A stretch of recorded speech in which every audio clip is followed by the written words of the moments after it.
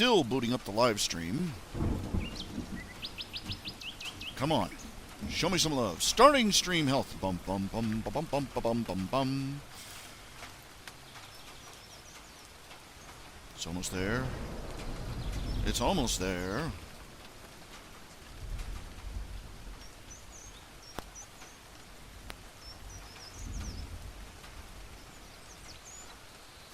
Show me some love. Come on, computer. Giddy up. Are you there? It's sitting here looking at me. It's streaming, but nothing is happening.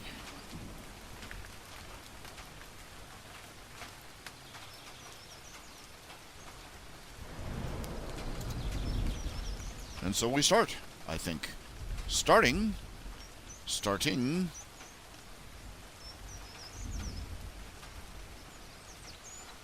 I'm gonna reboot this page, maybe it'll... Live! I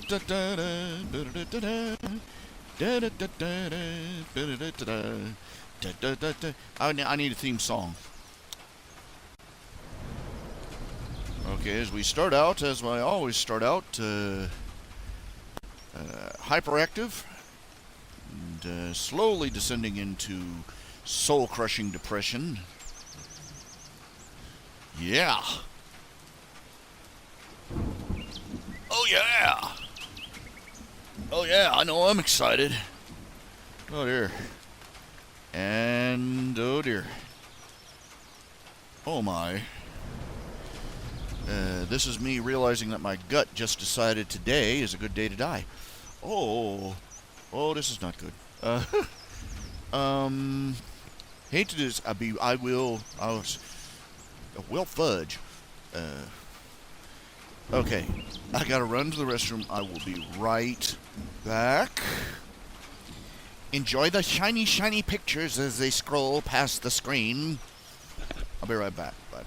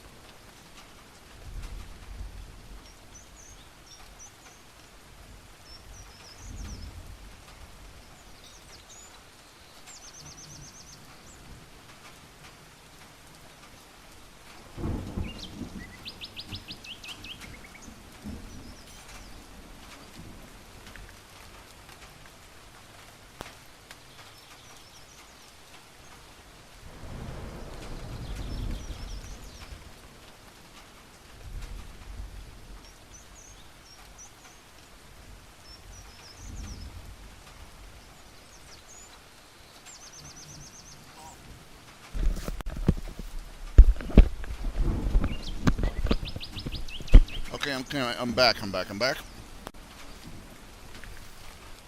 Had a little gastronomic attack, you know.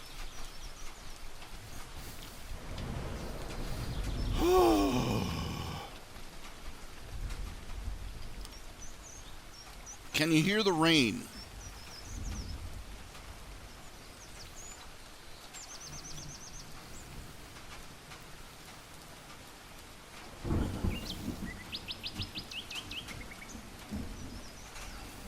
You hear the rain? Yeah, I can hear the rain over the... Yeah, that works. Good. Hello again.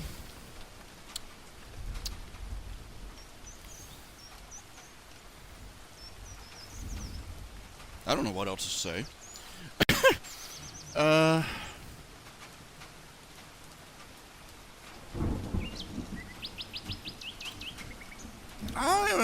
I'm just poor behavior. I got snappy with a guy on my forums. Self-proclaimed atheist, which is sort of redundant. You know how to...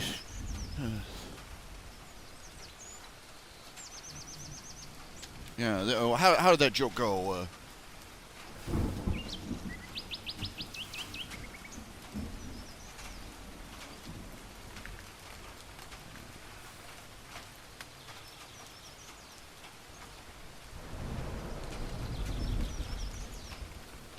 How do you know if there's a vegan in the room? A vegan, an atheist, or somebody on a diet? Don't worry, they'll tell you. To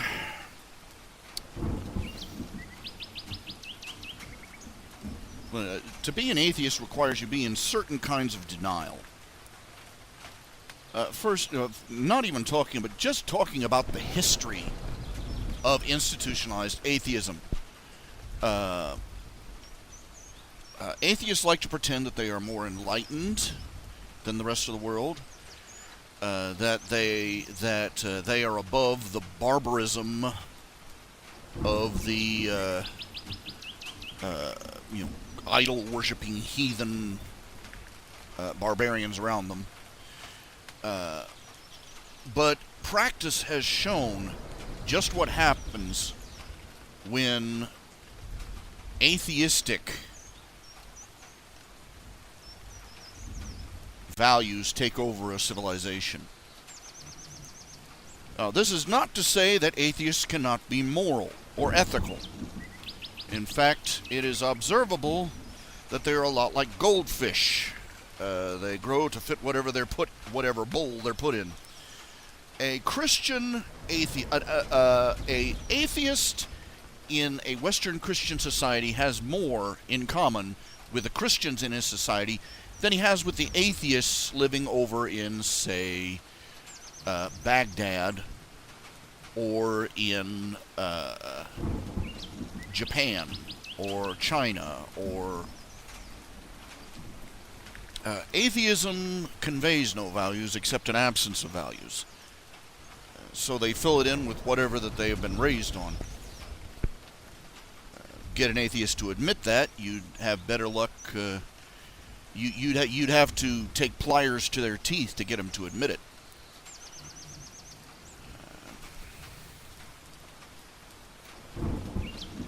But whenever an atheist rises to a position where they dictate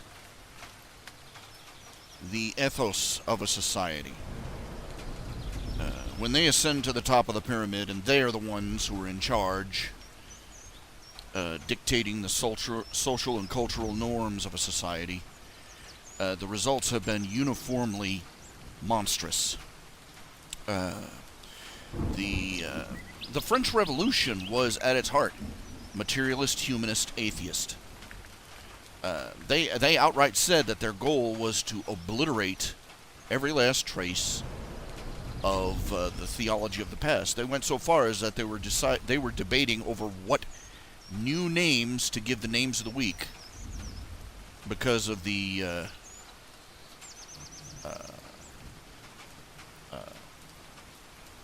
paganistic origins of the original names of the days of the week. They wanted to rename the days of the week and the names of the months of the year. They wanted to erase. They said that their goal was to strangle the last king with the entrails of the last priest. And they weren't too picky about what kind of priests they were going to disembowel. Didn't matter whether your faith had priests or not.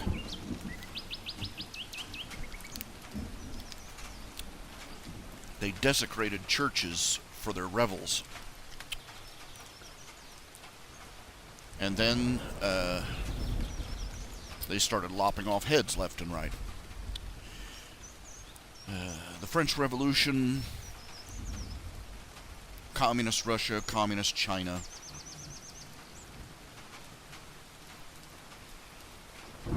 North Korea.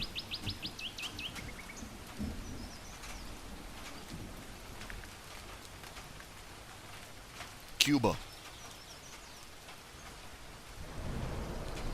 Wherever collectivism, which is humanism in its when it's at home with its feet propped up, wherever that arises, any type of theology has to be obliterated except atheism. Atheism is a theology. It's a philosophy about the nature of God. Namely, in atheism, they say that he doesn't exist. But it's still a philosophy. And we've seen what atheists do when they get in power.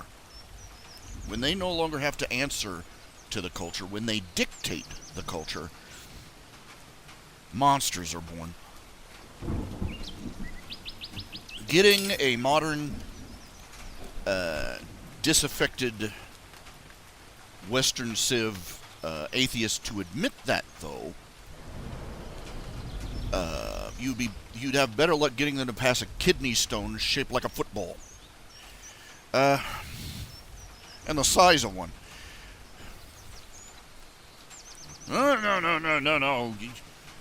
The Soviet Union was an atheist. Red China is an atheist. No, they're not atheists. They're not. Nope.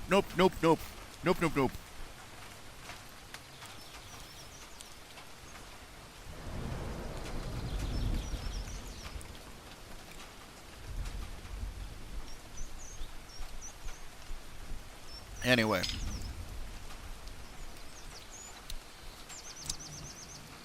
I just got nasty with him. I got to tell you. Oh yeah, we've seen what Christians are like. We see how the Christians, Christian knights treated, they valued their horse more than they did a peasant. And that got, unsurprising, that got under my skin. I wrote back, yeah. And that pretty much establishes that they weren't good Christians, were they? Right for the very first commandment is, love the Lord thy God with all thy heart, all thy soul, all thy mind, and all thy strength, and thy neighbor as thyself. So if that was their attitude, they weren't good Christians, were they? By their own rules. And even then, I would stack up those brutish knights and their behavior and their culture and their attitudes against anything any atheist society has ever produced. We spent we Christians, and here I'm being generous, I'm not speaking just strictly of biblical, I'm talking about people with Judeo-Christian ethos or Christian sects, whatever you want to call it. We Christians spent the last century building orphanages, hospitals, schools, homeless shelters, soup kitchens. Meanwhile, the atheists spent the last century building death camps. No contest.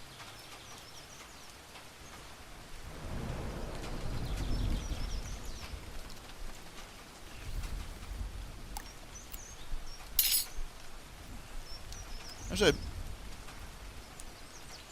and he was going on about how he grew out of Christianity. First of all, he didn't grow out of Christianity. He never accepted it in the first place.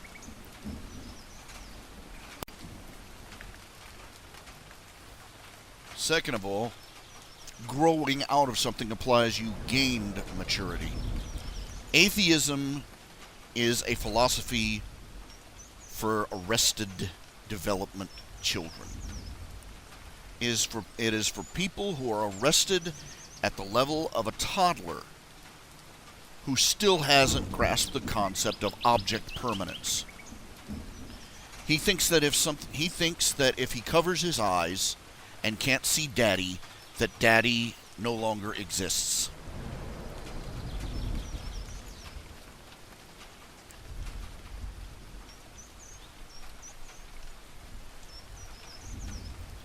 And I really love the ones who come out and say, "Well, I don't like your Christian." You know, they say, "I don't like your Christian God. He's mean and cruel and hateful and judgmental and everything, so I don't believe in him."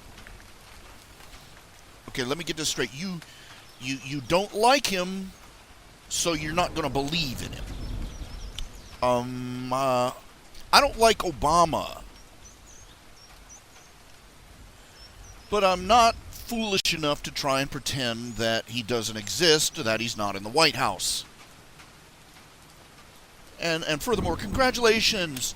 Oh, congratulations. You've decided you don't like God. What are you going to do? Vote him off the island?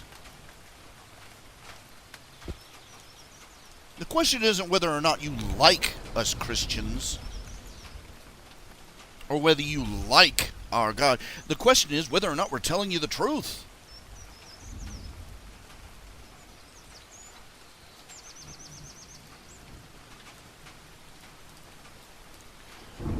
Like I said, you know, how can you hate something you don't believe in? Remdog. Let's face it, atheists are not long on logic. They are mad at they know not what, because the world isn't a paradise. They've decided to blame God, and they are trying, like a child who has not yet grasped object permanence, trying to make him not exist by not looking at him. And like a child, they're going to find out, like a child, they're going to find out eventually, one way or the other, that doesn't work. God doesn't stop existing just because you stop believing in him.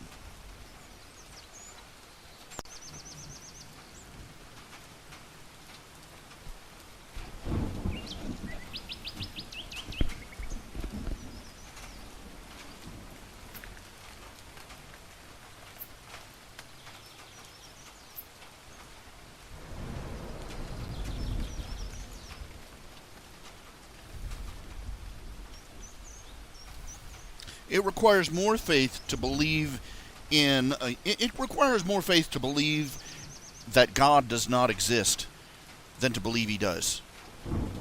Think about it. Here's the fundamental difference. Christians and other religions believe in an eternal, infinite God. Atheists believe in an eternal, infinite material universe.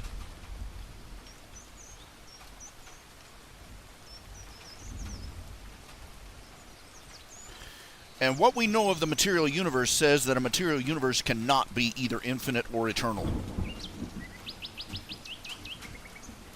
God, on the other hand, by definition, is something that is someone who lies outside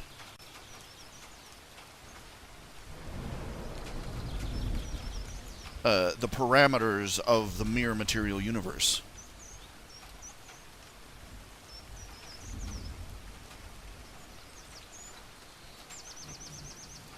Think about it. When it comes down to it, they believe that the universe, they're like a child. They believe that because the universe is there, that it has always been there, and it'll always be there. Even when they talk about, the Big Bang and the heat death of the universe, or the Big Crunch, or whatever they want to believe, all the different models they have for the existence of the universe, it all boils down to them believing that time, space, and matter, time, space, and matter, energy have always are that they're infinite, that they're eternal. You ask, they talk about the universe beginning in a Big Bang, and like Burke Breathe did, he said, "What happened before?" "Oh yes, a really Big Bang, we figure." Opus is standing there, but what was before it? "We'll figure that out any day now." And they come back and they say that the universe, and then they come back with this belief that the universe has been crunching and exploding and crunching and exploding for all eternity. They mock Christians for believing in an eternal, infinite creator, but they believe in an eternal, infinite material universe.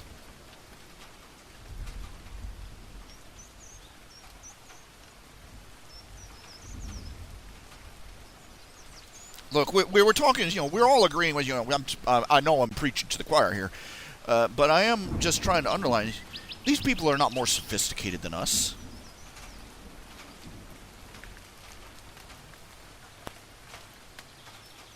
You ever see a little kid playing with a jack-in-the-box? I mean, a real little kid, like a toddler or an infant. They turn that crank, bing! And that clown pops out, and they're like, "Where did you come from?" And then they'll close the box, and they'll crank it again, and boom! "Where did you come from?" That's what I mean by. That's what they mean by impermanence. They once it's out of sight, they haven't grasped the idea that things continue to exist when they're not observing them. Toddlers have a lesser version of this, where they believe that something doesn't. You've seen little kids trying to play hide and seek. As long as they can't see you, they think you can't see them. We're all, let's be honest, we're all guilty of this to some extent. This is why we, as sinful creatures, we continue to sin, because we manage to lie to ourselves and pretend that God isn't watching. May God forgive me for the sins I have committed this day, because I was willing to lie to myself so that I could listen to temptation instead. But you've seen a toddler. I've seen videos of parents playing hide and seek with their little 2-year-old, and the little 2-year-old run and hide behind the curtain. Their head will be covered, and you can see the rest of them sticking out from underneath it.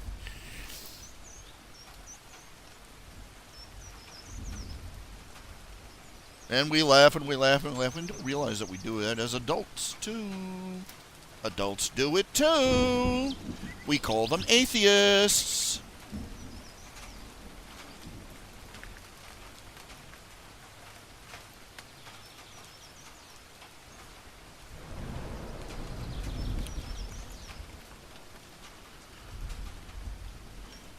You ask them the same question. Evolutionists pretend they're more scientific. They're, at the end of the day, after all their talking and blather, they've got the same questions that they had when they started. Where did the universe come from? We don't know. Where's it going to go? We don't know that either. What's the point of it all? We don't have any. And the best they can come up with is to try and pretend that the material universe is somehow infinite and eternal, which is nothing more or less than the ignorant heathens of the past believed about the planet. They looked around and said, "The world has always been, the world will always be."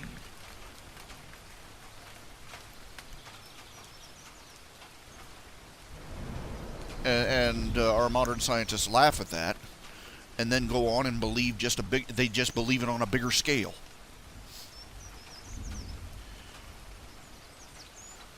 Remember reading about how they disproved spontaneous generation? It used to be that back in the 17 and 1800s, all the way up to the 17 and 1800s, they believed that things like fruit flies and maggots spontaneously generated from rotting meat and fruits.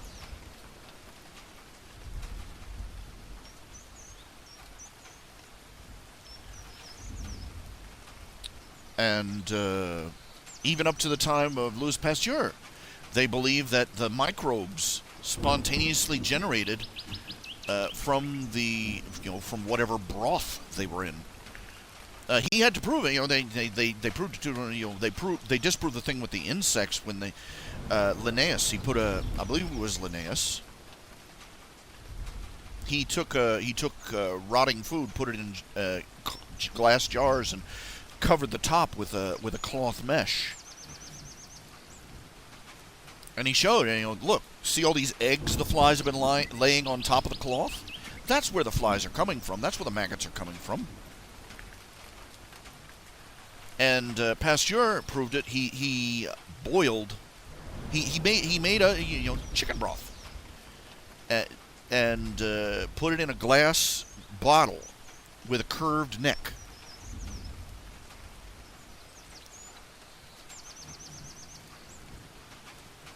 Had a sort of a sink trap in the neck, so that all the dust and stuff that came in with the air would settle out in the bottom of the curve instead of down in the broth.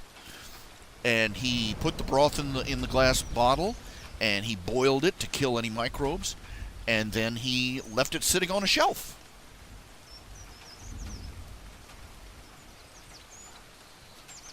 And he left it there for months. And then he came at no microbes.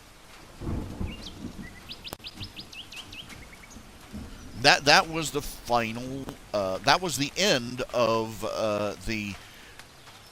that iteration of the belief in spontaneous generation. And then Darwin came along, and now we believe that what we consider having been Louis Pasteur, he basically made primordial soup. It was organic. It was the most... can you think of anything closer to life than a broth made from living tissue? And he demonstrated that it was bunk. And science accepted that. And then evolutionists came along and insisted that the entire world had been a big giant bottle of broth that had magically turned into microbes. Evolution is worse than non-science. It's backwards. It's a step backwards to before Louis Pasteur.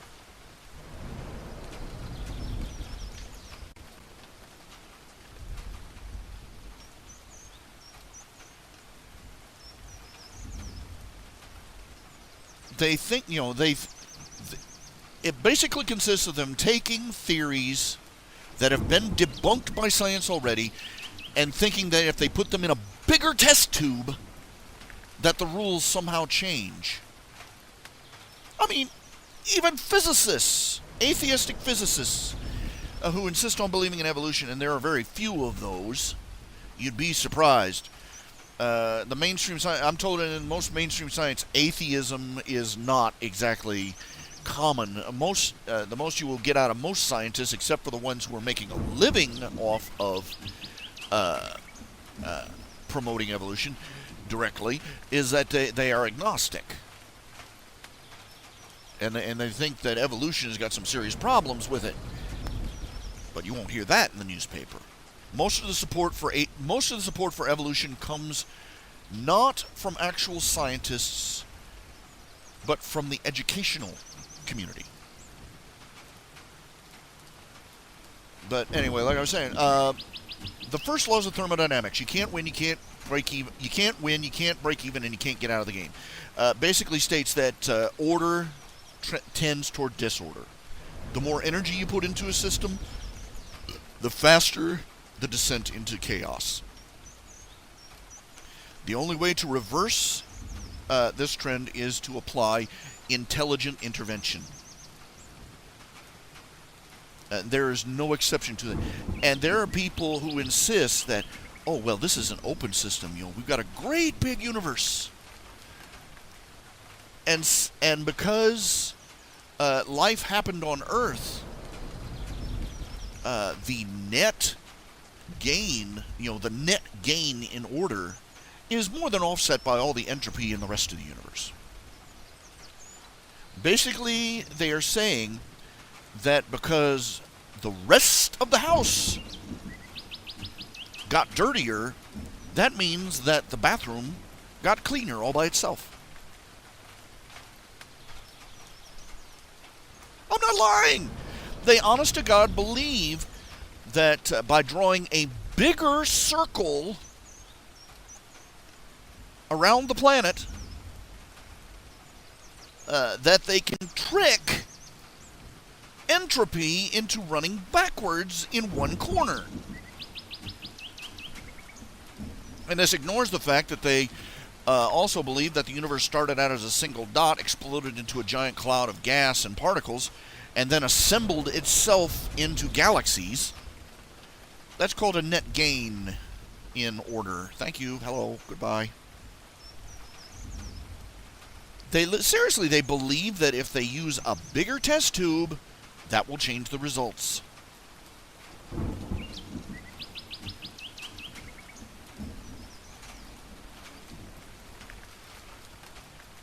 Backing up to a bigger scale changes a lot of things.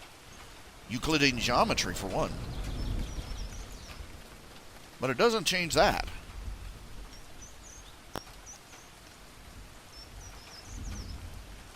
One of the things, every time they're backed into a corner, the tests come out, the results come out, we need a bigger sample. No.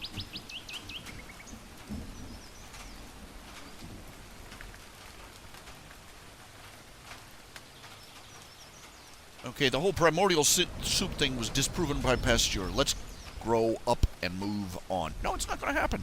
Because they're children. They're infants. They're toddlers. They're angry, tempestuous little bratlings who think that if they close their eyes, squinch them shut, and plug their ears and stamp their feet,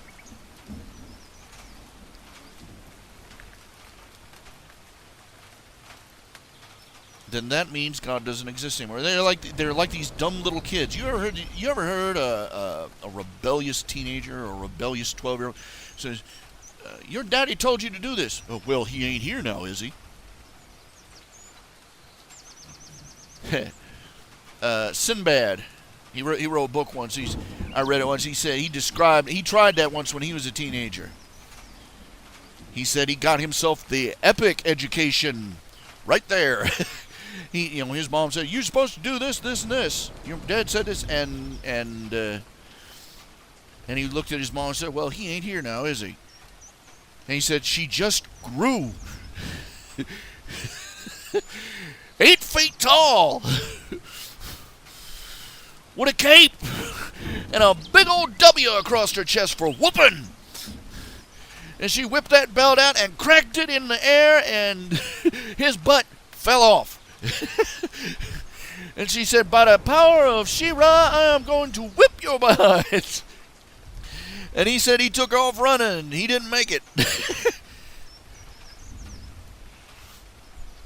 He said there was no way he was going to outrun that arm that all moms have, You don't have to cross the room. That arm just stretch after him. He was halfway down the block, and he said, "Yo," and all his friends stood around, "Keep running, man.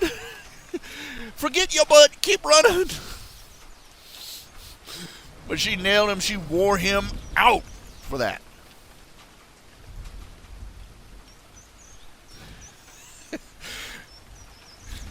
I like to die, but yeah, at the same time I'm sitting there going, yeah.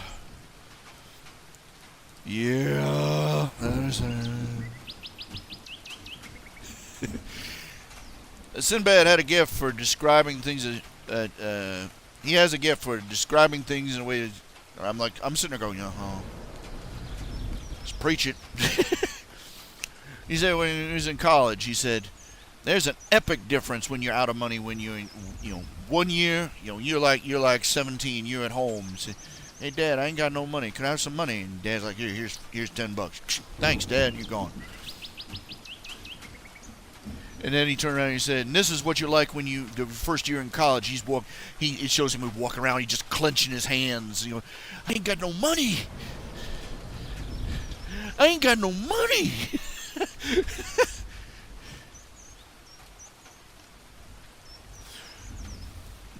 And I was like, yeah, I remember that. I still live it from time to time.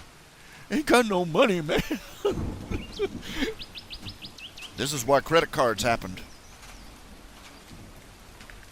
And credit cards are evil, man. They give you, I never had a credit card in my life.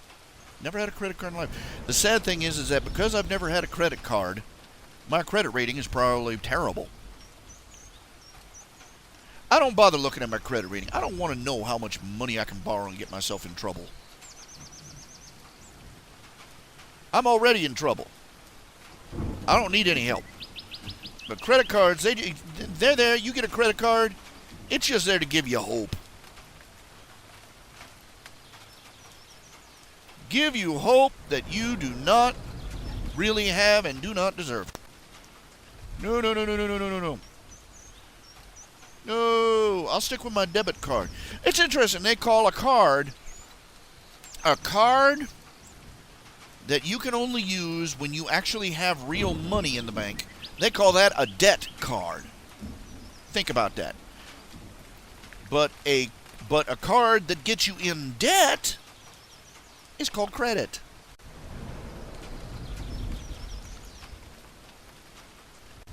Look, I used to be anytime somebody started talking about bankers and banker conspiracies, I was like, okay, tinfoil hat time, fetch the Reynolds wrap. No, the more I read about it, the more I'm like, oh crap, way too much of this is true. Way too much. I don't use checks. I don't use handwritten checks. I use either my debit card or I use a money order. Never use a check. Because you get some jackass that gets your check, and he doesn't cash it for like 2-3 months, and you forget all about it, and you make a mistake anywhere on your checking account, writing the thing out, blah, blah, blah, blah, blah.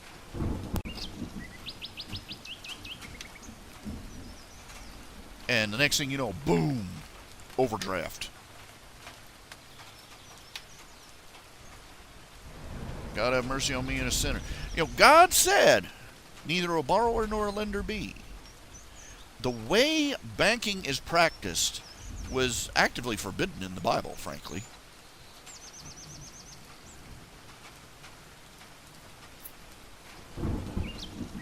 Look in your wallet. Pull out your wallet. Look at whatever you got in there.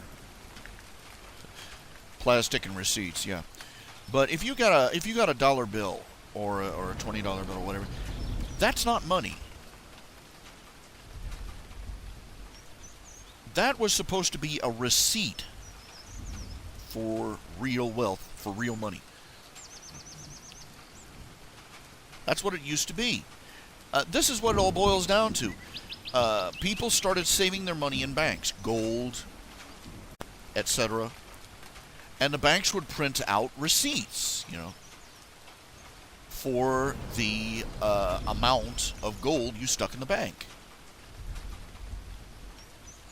And then the banks figured out that they could buy stuff with the receipts. People would, trade the receipts back and forth for purchases.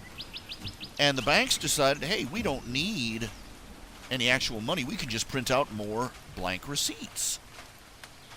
And that is how fiat currency was invented. Originally, it was, at first, the banks print out, just a little bit more paper than they actually have gold.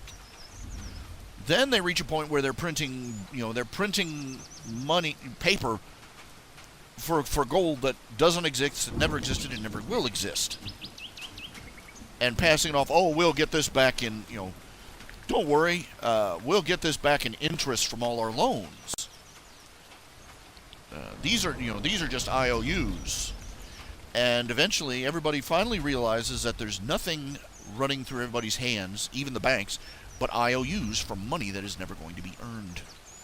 And the next thing you know, the economy collapses, and the bankers, if they can't run fast enough, are lynched. Because it's the banker who's been stealing. When you or I do this, it's called counterfeiting.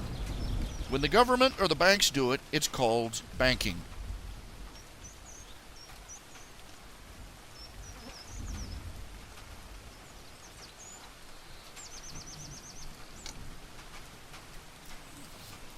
they figured out that the paper money, the fake money, spent like the real money, so they stopped worrying about getting the real money. And pretty soon there's nothing left but fake money, and the economy collapses, and the banker runs off as fast as he can with all the gold still in his pocket, and the politicians right behind him carrying their share.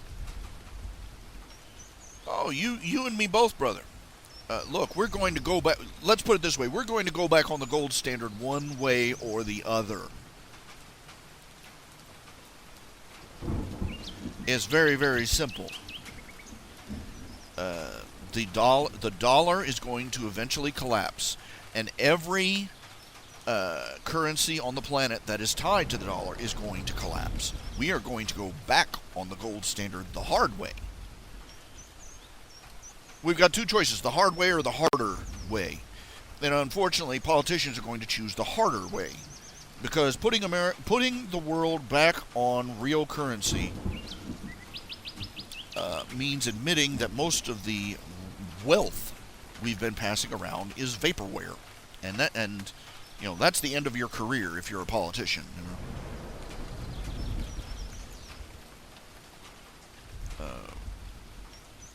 I've harped on this. There's just no escaping it. There really isn't.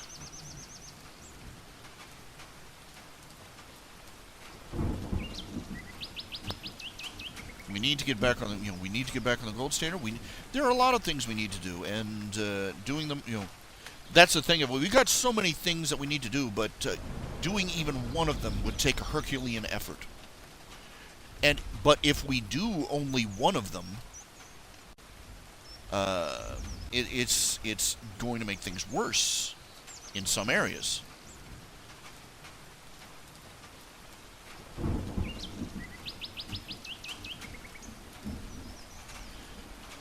Final Legend Zero, your economist teacher, your economics class teacher should be fired.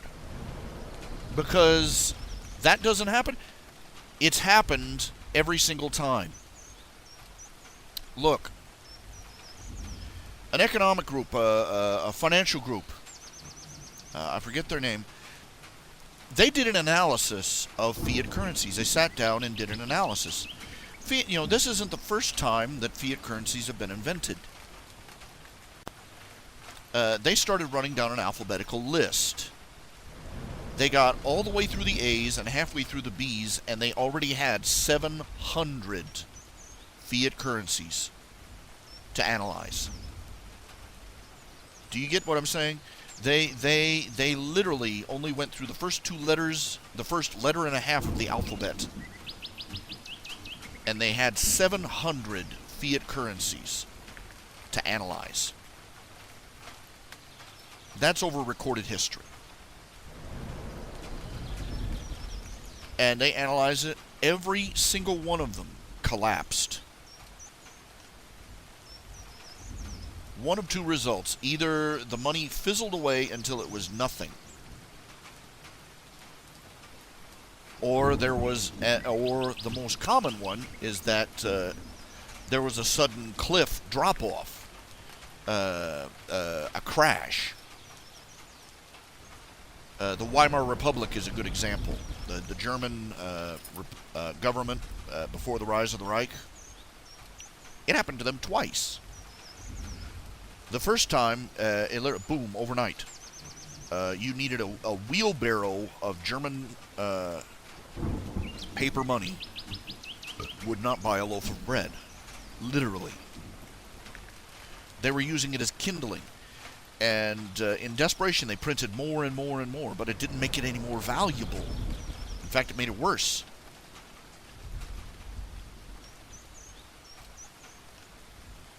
And they were barely starting to pull their economy out of the slush, and it happened, and it started to happen again. And about the time it started happening again is when Hitler and his National Socialist Party were starting to campaign.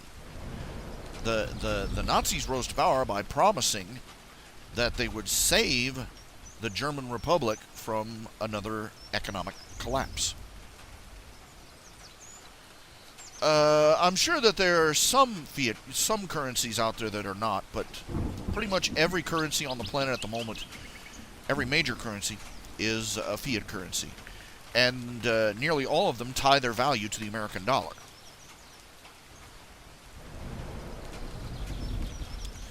It's of note that the Chinese are currently buying as much gold as they can get their hands on. Gold, silver. They are literally buying up as much gold as all the mines on Earth are producing.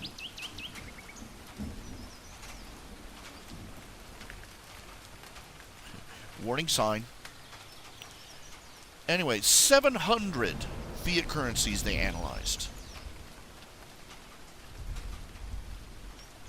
The longest-lived fiat currency on the planet is the British pound. The British pound, well, it was originally for a sterling. It was worth 20 ounces sterling of silver. 1 pound was worth 20 ounces of sterling silver. That's why it was called a pound. It has existed for 300 years, and it has lost 98% of its face value. Where if your great granddaddy put a British pound, stuck it in a shoebox. When he put it in the shoebox, it was worth 20 ounces of silver. Today, it is worth less than an ounce.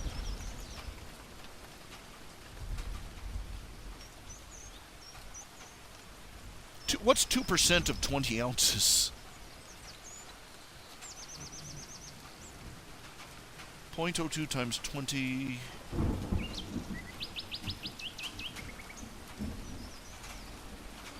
4/10 of an ounce.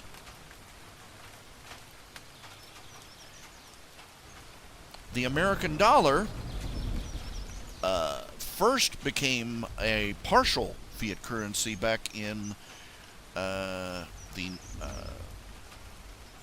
1920, I believe.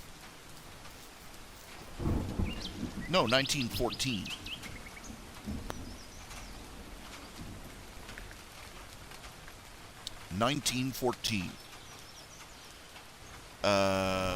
It used to be that an American dollar was worth 20 ounces of gold. Oh, pardon me. I'm getting that wrong. But the original value is that for every $20 worth of gold, they changed it up so that for every $20 worth of gold in the Federal Reserves, they would print $50 in paper currency. Because don't worry, we're so prosperous, we'll eventually fill in that other 30, That was the idea. But the problem was it never happened. The value of the dollar promptly dropped.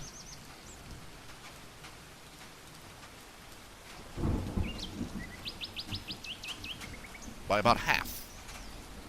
And it hovered around there.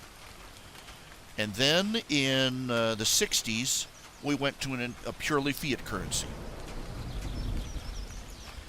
And ever since the 1960s, the American dollar, well, basically, over the past 100 years, the American dollar has lost 95% of its face value. In 100 years.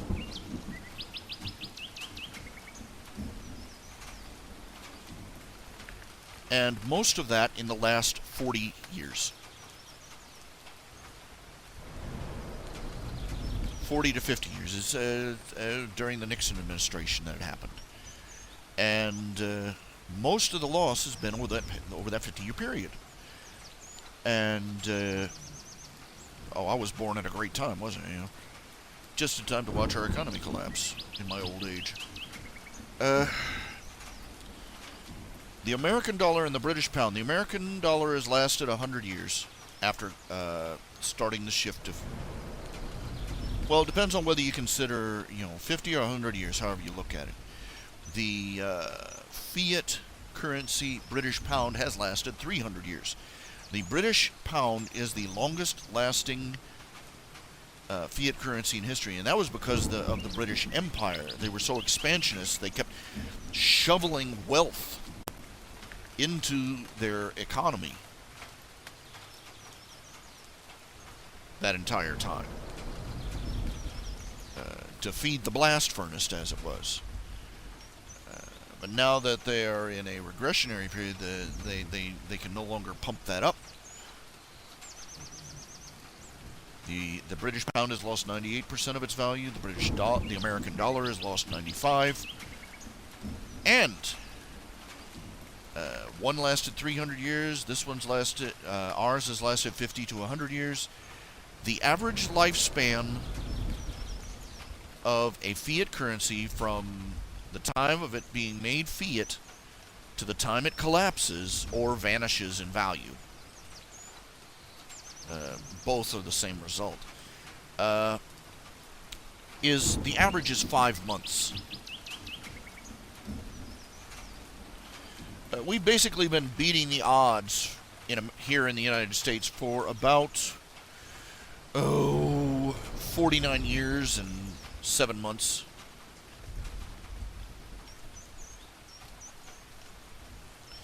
Oh yeah, in China, gold and silver go into the country, they never come out.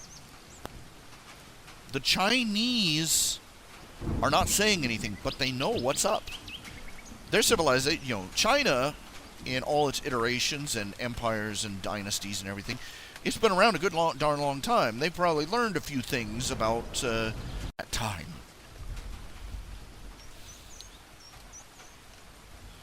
Heck, there was a point where they used commodity currency. At one point, tea was a currency. It was, they pressed it into blocks and bricks and used that as money because the tea itself was valuable.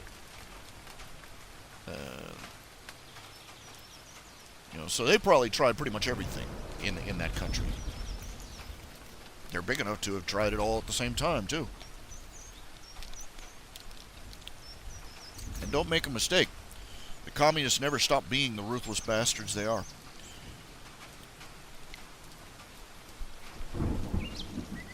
Oh, when you talk about communism, let's be honest. You talk to people who still believe in communism, and they go, oh, well, China isn't real communism. The Soviet Union wasn't real communism. All the communist countries in the world were not real communism. What they don't get is that the reason they say it isn't real communism is because, surprise, it didn't turn out to be a utopia, so it can't be real communism. What they don't get is that an oligarchy is the inevitable result of the communist system.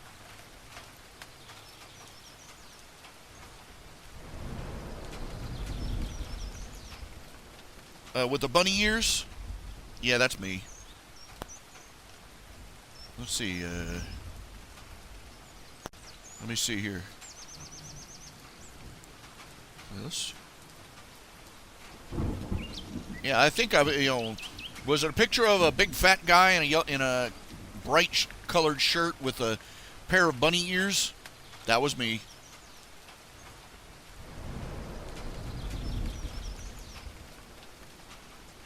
Yep, that was me. Here we go. Hi there. I was just goofing around with my my sister and my niece. When I was working for the sample company, Advantage Sales and Marketing, I had to hand out chocolate around Easter time. That was part of the uniform. I had an apron and a hat, and they gave me some bunny ears. And I'm like, okay, I'm the Easter Bubba.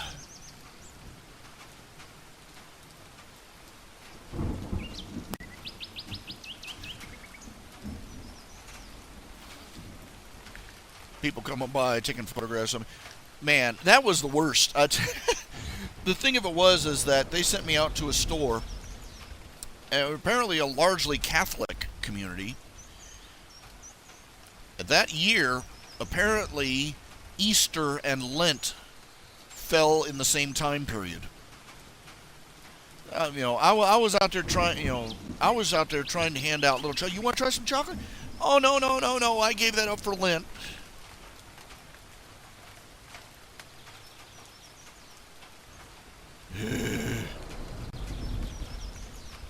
Catholics.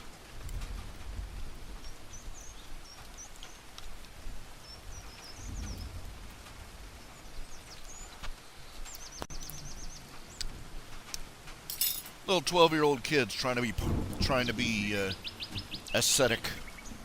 It's sad. Yeah, I don't know how. I don't know. It wasn't on Easter that I went out, but apparently Lent. It apparently was still Lent when they sent me out to do the Easter promotional. I'm like, this works out great. I was giving out samples of Milka chocolate, Milka, that European chocolate. It's quite tasty. Man, I'm still kind of bummed out about that job. Got old, got sick, couldn't do it anymore, and they stopped. It was an on-call job. You didn't know until that week what days you were working, if any. And for like a month, they didn't give me nothing. And then I had to go into the hospital. When I came back out, I called them up and said, "There's no way I can do this anymore because I can't stand. They won't let you sit down while you're doing that job. They got 80-year-old women doing those samples. Oh no, you got to be standing, look professional." Some company out in California running the whole thing. You will never meet anybody who is a bigger a-hole. Just no sympathy, no compassion, no decency than a quote-unquote compassionate leftist. You ask a conservative, Clarence Thomas. He openly said, he had lived in the South, in the supposedly racist South. He said he did, growing up there, of course he ran into racists from time to time, but he said the worst racism he ever suffered was from Northerners. When he moved to the North, and all these supposedly enlightened, morally superior, equitable, equality, racial equality people, that just, everything ranging from virulence to condescension. You say it's the supposedly enlightened progressives who are the biggest racist jerks.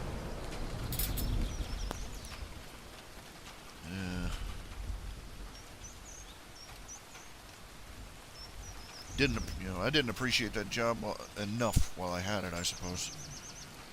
I did try and do a good job, but man, I reached a point where it hurt. It literally hurt. They wouldn't let me sit on a stool. They wouldn't even let me lean on a cane. And that was pretty much it. I couldn't do it anymore. After the operations, after going to the hospital, and my legs getting worse, and finally, I said, and they gave me fewer and fewer days, and I'm like, it was almost costing me more in gas than I was making in pay. So,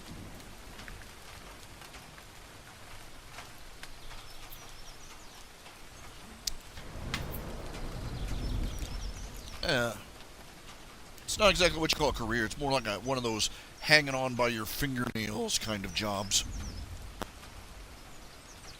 And so I've been full-time cartoonist / bum ever since. So if you see my dignity lying in the street somewhere, get a spatula, scrape it up, and mail it back to me.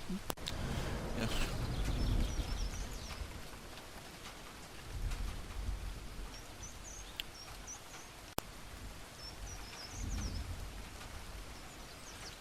I suppose there's a certain point where you have a choice. You can either wallow in your misery of losing your self-esteem, or you can just take your pride.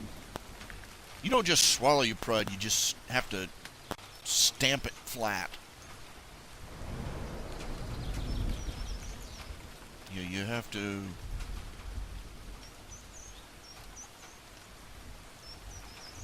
You have to admit that you've swum out past the ropes, and there's no getting back.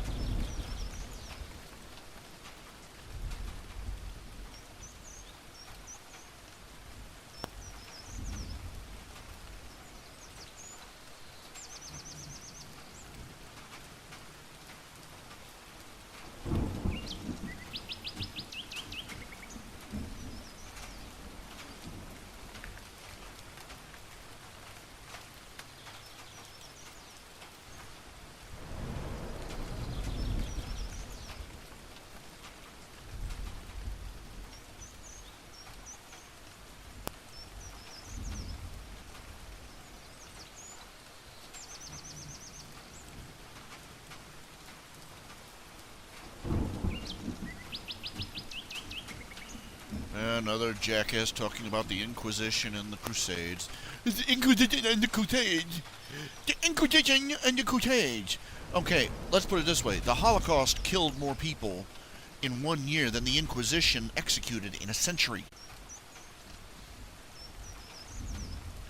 And the Crusades were a military response to a broad front jihadist invasion.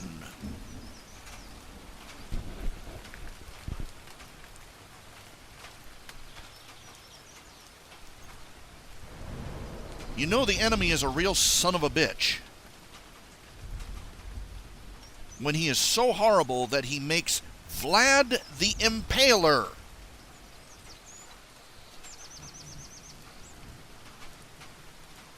a folklore hero to the people of his homeland.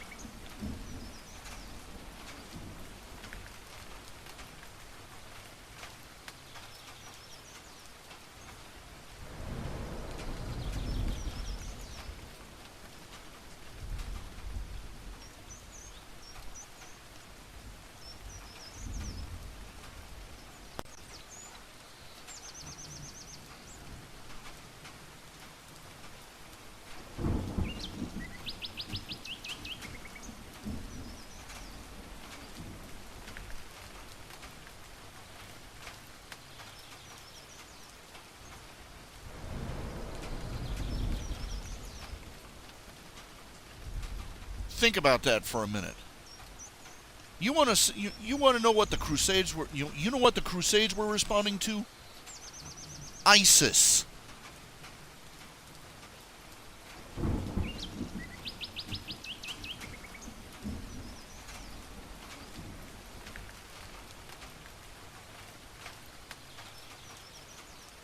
The same vicious, savage conquest and slaughter and rape and murder that we're seeing out of ISIS. That's the same stuff that they were doing back before the Crusades. The Muslims were slaughtering Christians and Jews across the globe, hacking their way into Europe on a trail of blood for a century before the First Crusade.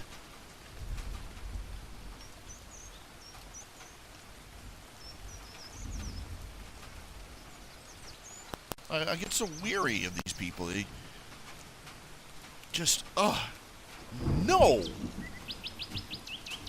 You know, they've got when it comes to history, they have the memory spans of gerbils.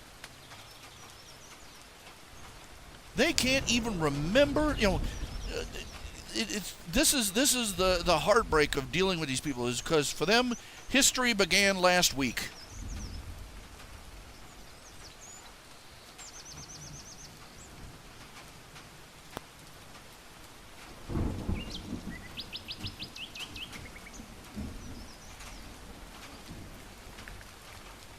I am so tired of dealing with people who get all their news and cultural information from Comedy Central.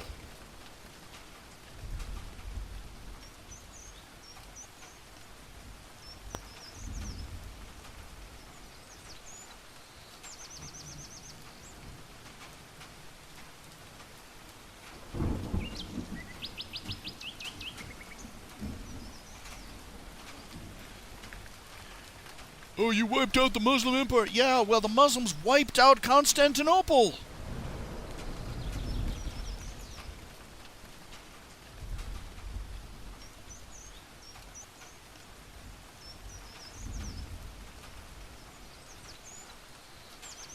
The Catholic Empire was no prize winners.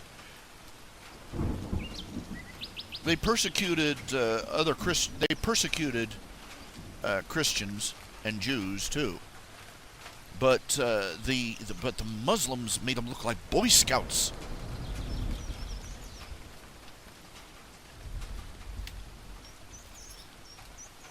Why am I bothering to say this?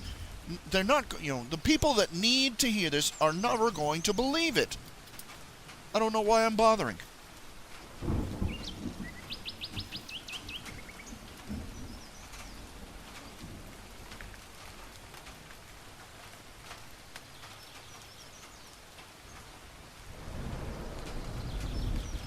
We're headed back into dark times.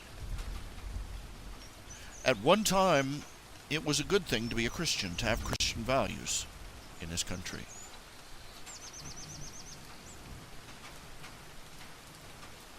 You said somebody was a God-fearing Christian man. That was a high compliment.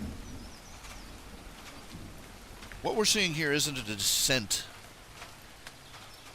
into a dark. It's a return to normalcy. The way it is in most of the rest of the world. Welcome back to normal. We hate you.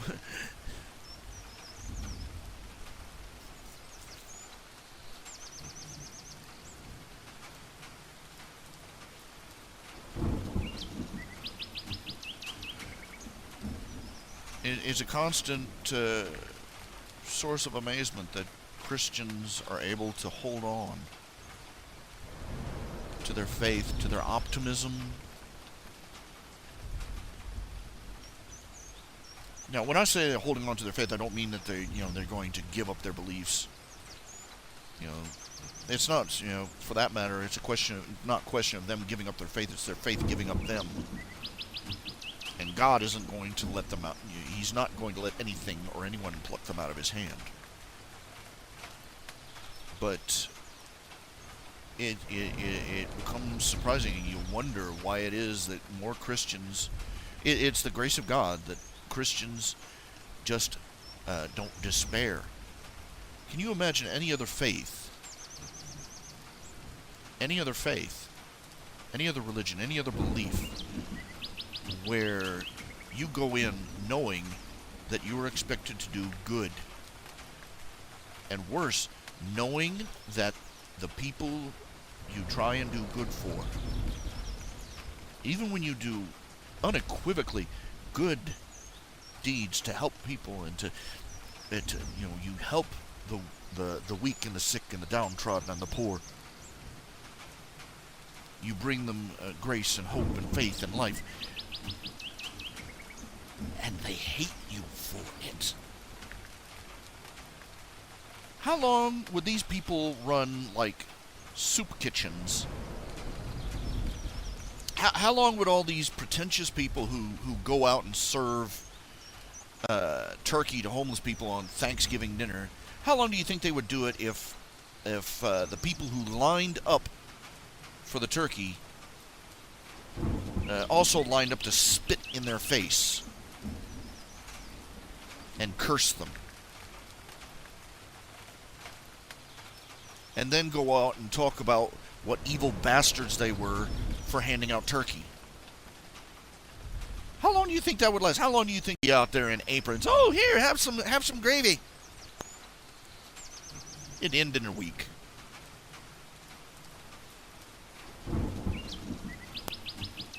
That's where my heart goes out to these soldiers who go out into the field. These poor bastards that went out during Vietnam. They were fighting, this stupid little crap skulls at home couldn't grasp that they were out fighting the communists who were invading Vietnam and committing unspeakable atrocities against the people. We sent them over there and barely allowed them to fight back. And they went over there and they were treated despicably, and they came home and they were treated worse.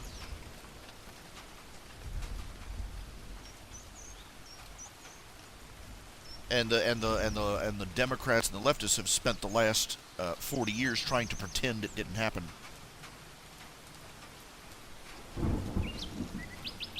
Oh, nobody ever spat on no American soldier. No, we never did that.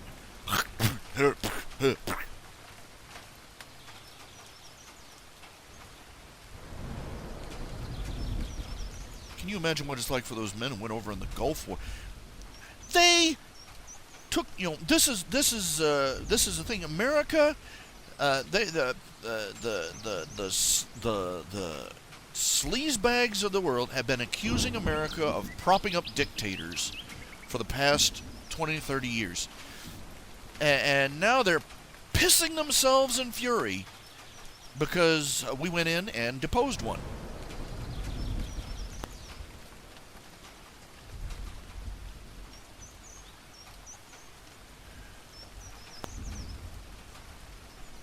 And they came home, and there were these leftist shitbags.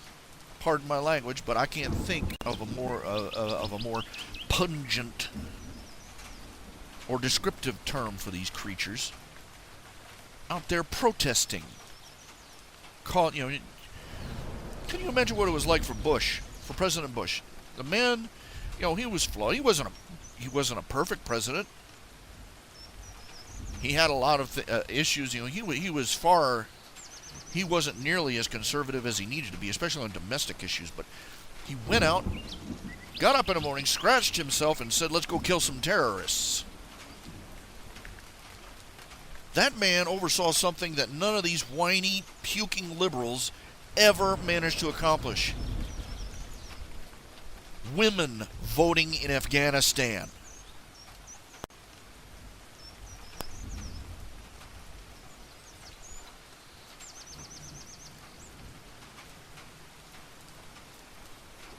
He did more for the rights of oppressed women in the world than all the toucan-haired, little horn-rimmed glass shrieking social justice warriors in the planet combined. And he's hated for it. He oversaw the liberation of 2 nations. And the beginning of free democratic societies in those 2 areas, and he's been despised for it ever since. And now he has to sit at home and watch as a jug-eared Kenyan moron unravels everything he did and more.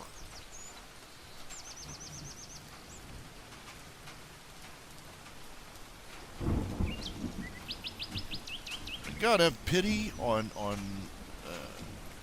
President, former President Bush, because he must feel like every good thing he did in this life has been eradicated by an American traitor.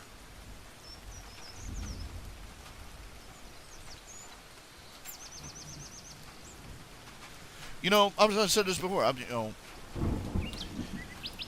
Right now, the only campaign I'm supporting one basic campaign: anybody but Obama. Let's expand that though. Anybody but whoever the Democrats field. If there is anybody on the planet who could wreck this country worse than Obama did, it's Hillary.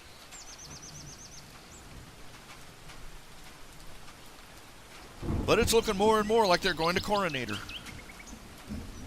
They're going to try and put her on the throne. Crap.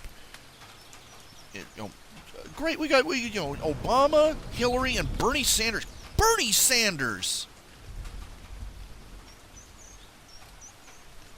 Good night, Bernie Sanders.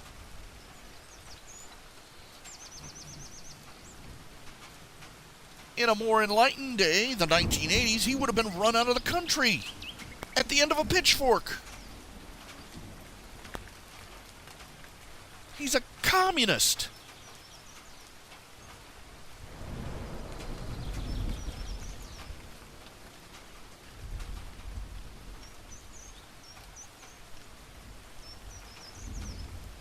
He'll destroy whatever, if he gets in power, he'll destroy whatever's left.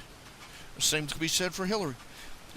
Quite frankly, my first pick among the Republican candidates is Ted Cruz, because Ted Cruz promised that if he became president, the first thing he'd do is he would throw out every presidential decree that Obama made, every illegal executive order that Obama made, which is pretty much all of them. That would be the first thing he did when he got in the White House. That alone is enough to make me say, yeah, this guy in the White House, I want him there. Well, let's be honest. Trump is a middle of the roader. Despite his campaign,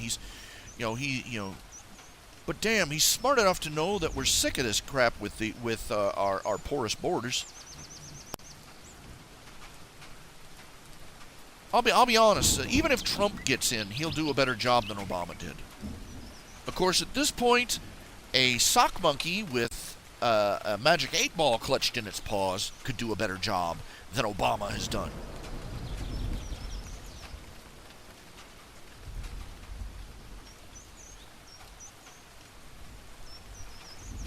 I don't care who runs. I hope one of them has enough sense to. What's her name? I keep forgetting her name. The former governor of Alaska. What's her name? I keep forgetting her name. Sarah Palin.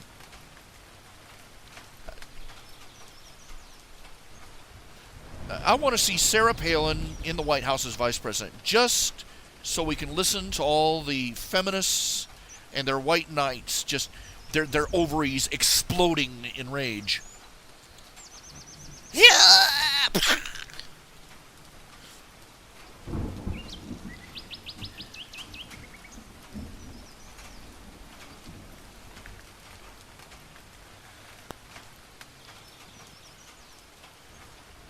The reason that they hate Sarah Palin can be summed up in one word: she's a Christian. She's a devout Christian. She is everything that the feminists said a woman should be.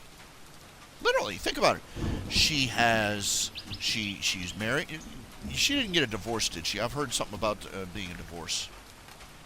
She was back when she was running for vice president under the trained baboon that the Democrats picked for the Republicans. Uh, she ran as vice president. She was married. She very attractive a very attractive woman. She had been a beauty contestant. She was an active politician with a full, robust career, and she had a full family. The whole, she had the whole Megillah.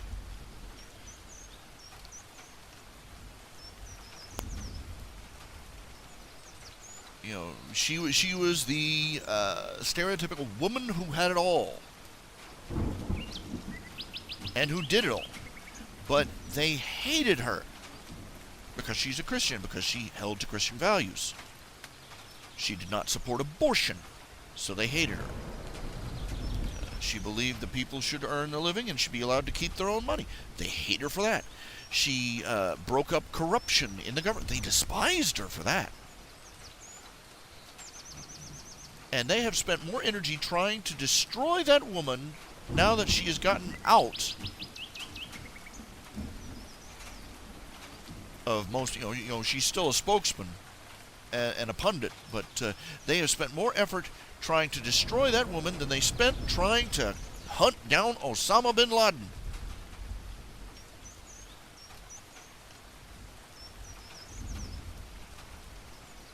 We are the enemy.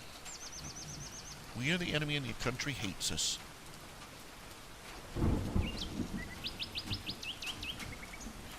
And yet Christians still thrive. That's an interesting thing, isn't it? I remember they had. You remember when the movie Avatar came out? Just a big old bunch of tree-hugging hippie crap. Yes, it was. They actually had cases of, these hippy-dippy progressives having to go to therapy because they were so depressed that the beautiful, lush, greeny fantasy world of Pandora wasn't real and they could never go there. Just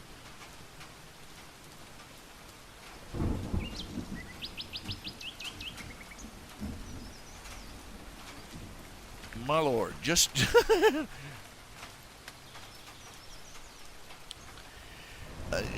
just weak, pathetic, mewling, puking things. What? Pandora isn't real, and I'm not going to be able to run around with the giant cat Smurf people. Wah! I need to talk to my therapist. Wah! And I'm ready to cough up a lung here.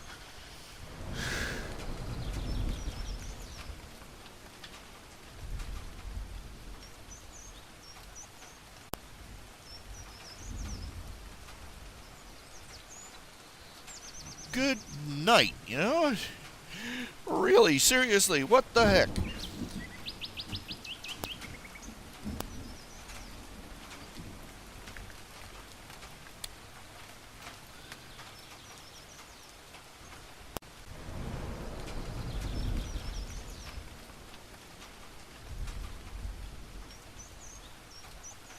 And they found out, I remember that there were ones that had to go to therapy when they found out that Bush won the presidency. And leftists can't cope with losing anything.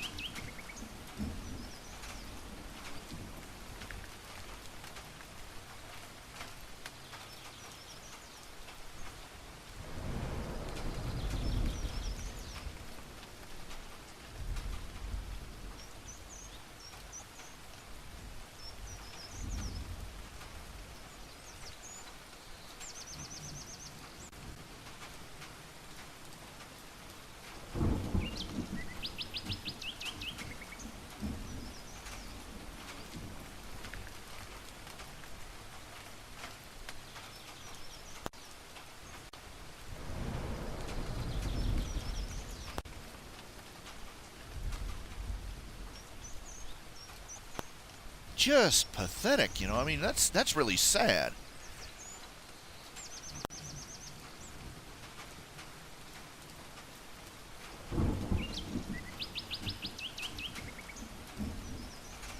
Okay, let's be fair here. You know, we've all heard about the Ferguson riots, right?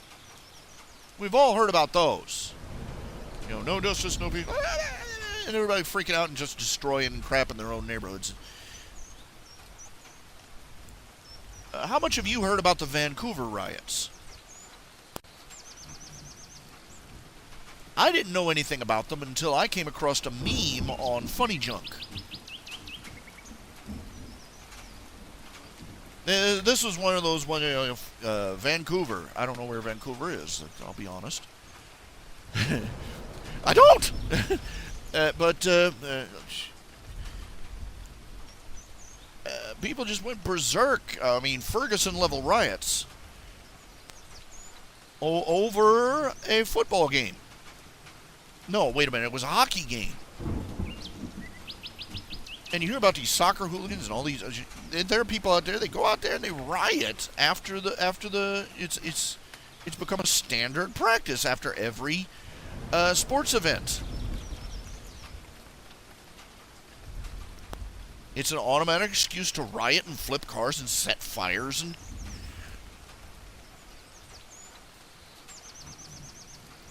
and some guy was complaining, yeah, you ain't gonna hear a thing about this. It's all white people.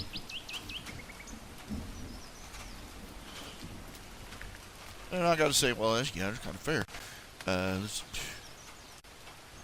But you gotta back up a step and think about it. The reason that the Ferguson riots are being stumped all over the press is because they fit the narrative. They fit the narrative. The narrative being, the oppressed black people rising up against rising up against the man and all that. You can't whip the same sort of thing out of a bunch of crazy people with sports team colors painted on their faces, flipping cars.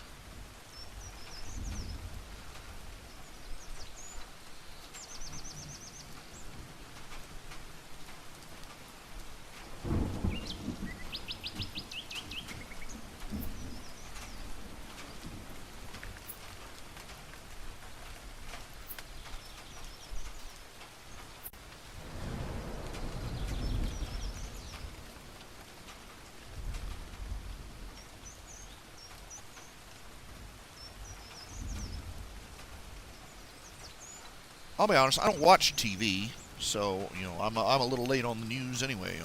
I have to wait until it filters down to being a headline on some web page. And I really don't go digging for the news that much.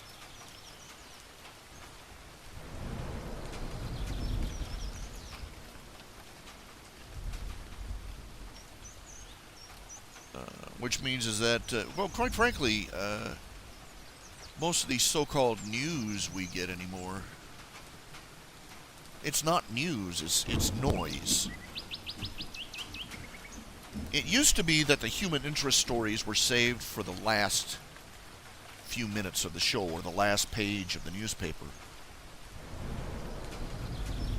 But nowadays the Kardashians take up the headlines. What does that say? This is why people don't watch the news anymore.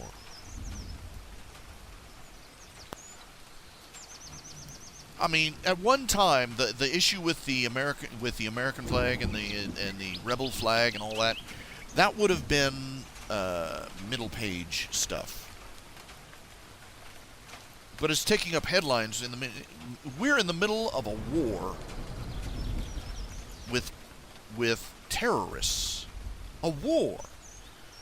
They have got footage of people being burned alive, drowned in cages, dropped into a swimming pool, of children being murdered and sold into slavery, of people being thrown, just entire neighborhoods being forced to lie on their bellies while ISIS murderers, executioners just go down the aisle and just AK-47 them in the back of the head. Just men, women, children. They recently executed a bunch of women for... This should be news, but it's not in the interests of our noble, glorious, ethnically colored leader.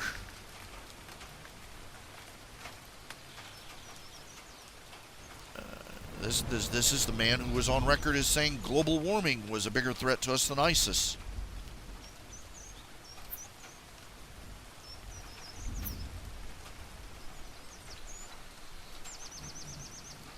Why watch the news when they're not going to tell you the news? They're just going to throw whatever sensationalist drivel will stick to the wall.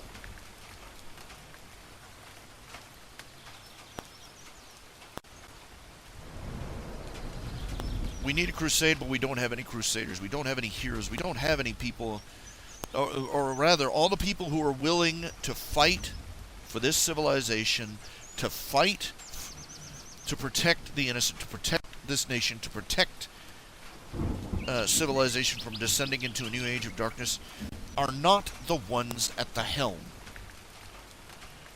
And it's almost all our fault.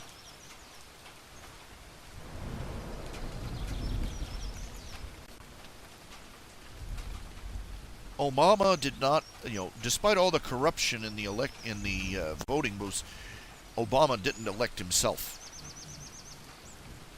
He sure as heck didn't elect himself twice. The Clintons didn't get in power that way either. They didn't vote themselves back in power twice.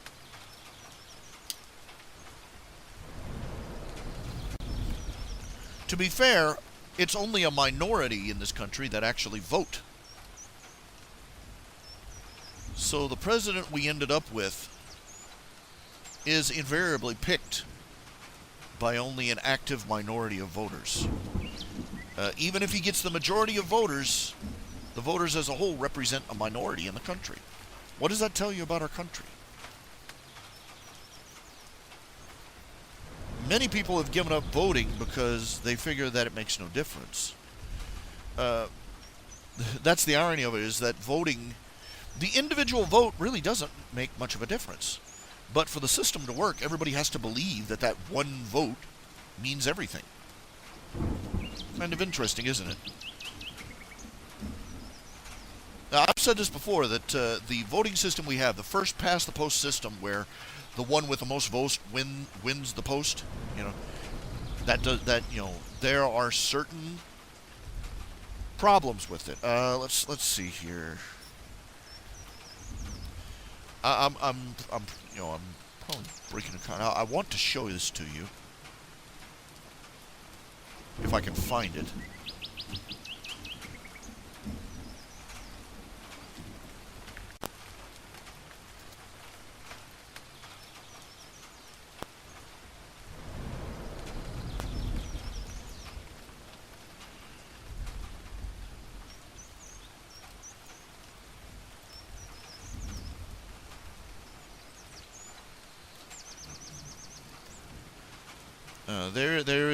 There's a British man. He did a thing on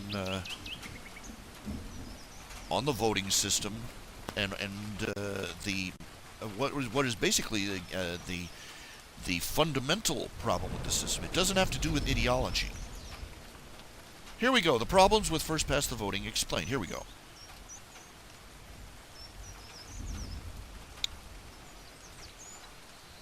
This illustration is very, very, very good.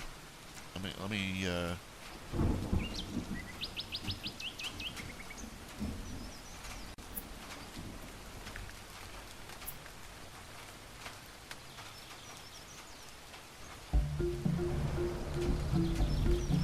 Welcome to The Problem with First Past the Post Voting, explained by me, CGP Grey. The royal family has a problem, but this isn't just any royal family. These are the lions, rulers of the jungle since time immemorial. There are protests over the monarchy's absolute power, and the citizens of the animal kingdom want a say in how they are governed. Bending to the pressure, Lion has abdicated his crown, and King is to be an elected office. To ensure a smooth transition, and because she is craftier than her husband, the Queen Lioness is remaining on the throne with the power to set the rules for all elections in her kingdom. She has declared that all citizens get one and only one vote, and that the candidate with the most votes wins the crown. This method of voting is most often called first past the post, awkwardly abbreviated as FPTP or winner take all. The system is simple, fair, and logical, right? Actually, no. It's a terrible, terrible idea. Why? Well, to see the problems with first past the post, let's watch the first election unfold in the animal kingdom. It's an exciting time for the burgeoning democracy, and 7 hopeful candidates come forward to run and represent their parties. They put on their best campaigns, citizens head out to the polls, and the votes are counted. The results come in as follows. Turtle gets 9% of the vote, monkey gets 18, gorilla gets 19, owl gets 13, leopard gets 20, tiger gets 15, and snake gets 6. Under the rules of first past the post, leopard is crowned the winner and she gets to rule for the length of her term. But take another look at the results, and you'll see the first problem with this system, minority rule. The vast majority of citizens, 80%, wanted someone else as king, but leopard still won. There were only 7 candidates in this race, but if you imagine if there had been 20, she might have only gotten 5% of the vote, but still been elected. This problem of minority rule is only the beginning.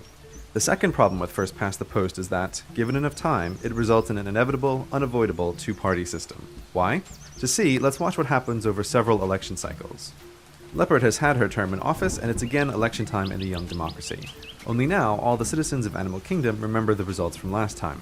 This information changes how they'll behave, particularly snake and turtle voters, who must face the reality that they backed unappealing, extremist candidates who don't have a chance of winning. Turtle voters, who were unhappy under leopard rule, decide to back the candidate who has the best chance of winning, gorilla. Now, snake voters want to vote for tiger, who is the candidate they have the most in common with, but they're afraid to because leopard is running a negative campaign against her competitors. Snake voters, not liking the idea of gorilla rule, vote strategically for leopard. The final result looks like this, with leopard getting 26% of the vote and gorilla getting 28%, making him the new king. Snake and turtle, seeing their dismal results and knowing the cost of their campaigns, decide to drop out of future races. What started out as a 7-party system is now down to 5.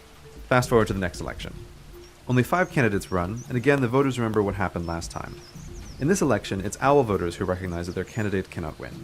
They are centrist voters and less ideological than the rest of the animal kingdom. As such, they don't really like gorilla or leopard. Both gorilla and leopard know this, so they each run negative campaigns to capitalize on the fears of the centrists. Owl voters split their vote and are mostly voting against the candidate they dislike rather than supporting the candidate they do like. After this election, gorilla gets 33% of the vote and leopard gets 34%, making her the winner. Owl, as did turtle and snake before her, drops out of the race. In the last election we'll look at, monkey and tiger voters are unhappy. They both really like the candidates they have supported, but they now have to compromise. Monkey voters agree with gorilla on few issues, but they really don't like leopard. And tiger voters agree with leopard on some issues, but they really don't like gorilla. They strategically abandon their preferred candidate out of fear of the one they disagree with the most becoming king. The final results are leopard 49% and gorilla 51%, with him being crowned the king. Monkey and tiger are the last candidates to drop out, and now the animal kingdom is left with a 2-party system. Because of the centrist and swayable owl voters, in future elections, leopard might take the crown, then gorilla wins it back, only to lose it to leopard again, but the 2 parties never change. The citizens of Animal Kingdom ended up with the system, not because they are lazy voters or because that's what they really wanted, but because the mathematics of how the system is set up.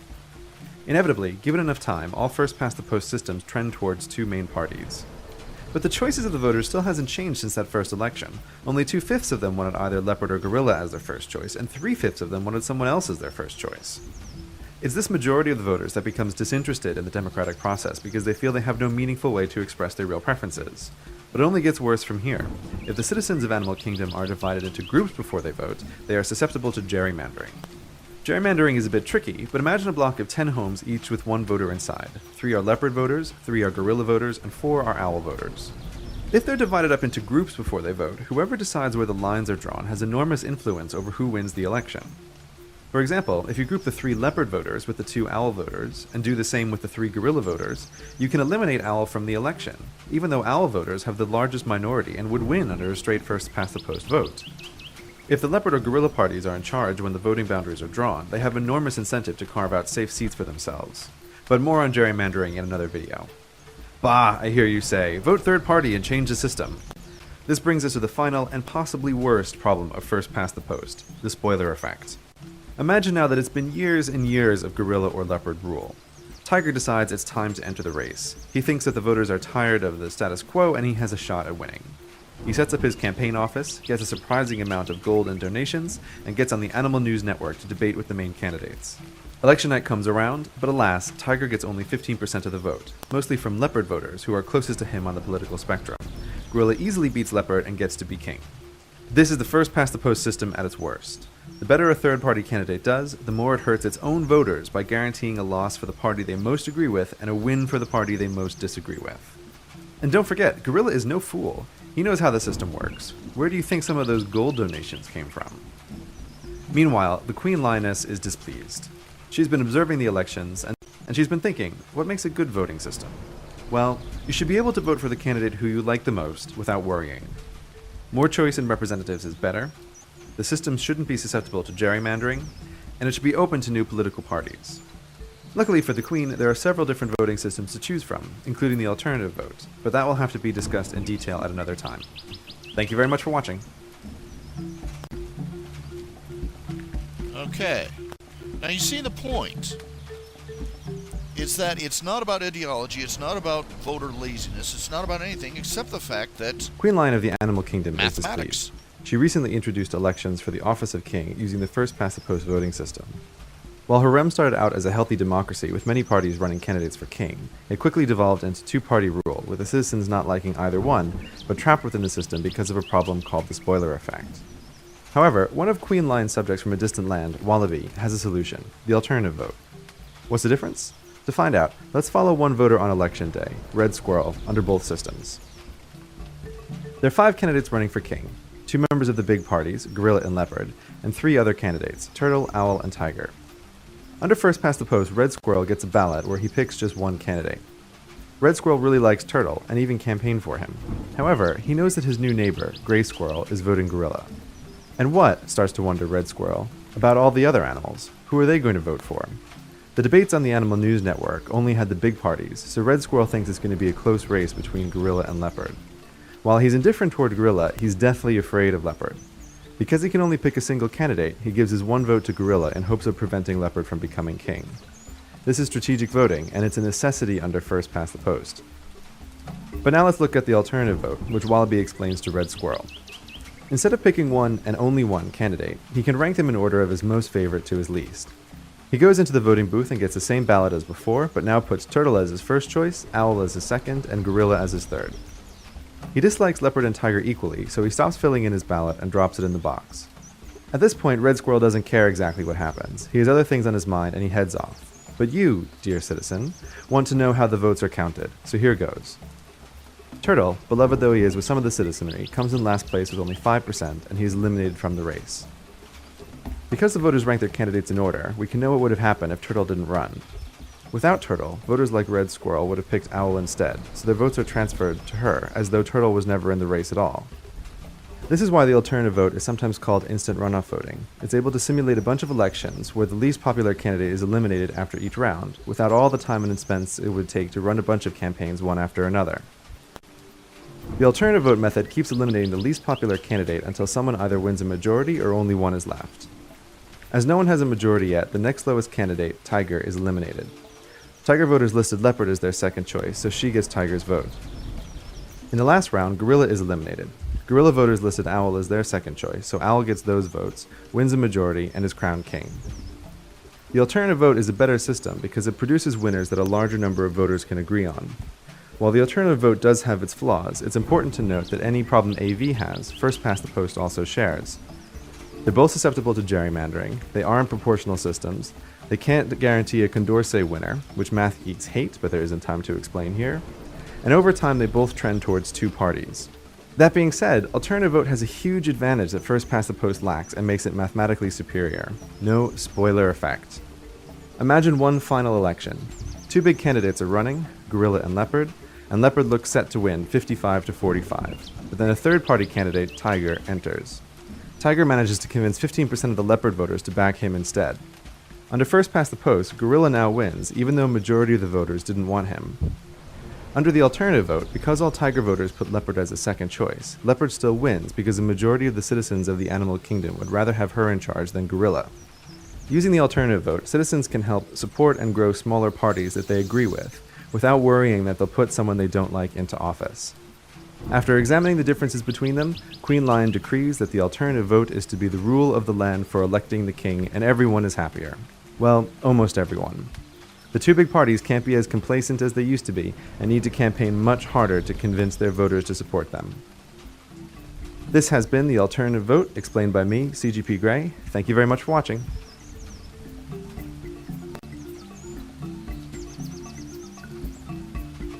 Okay, now that, precisely, the tiger equals Perot. This is the problem with the American electoral system.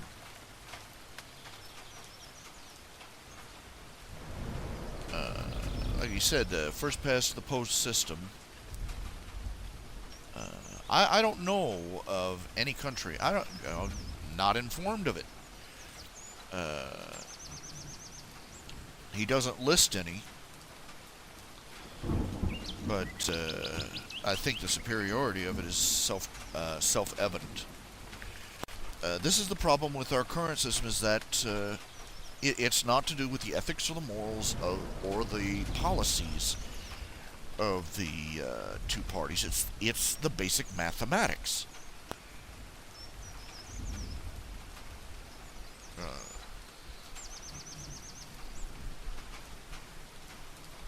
The biggest problem, I would say, right now the biggest problem seems to be the spoiler effect.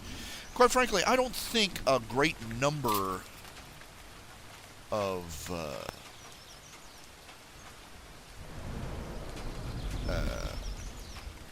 having a huge number of viable parties is necessarily better. I don't. It just means that you have more people quibbling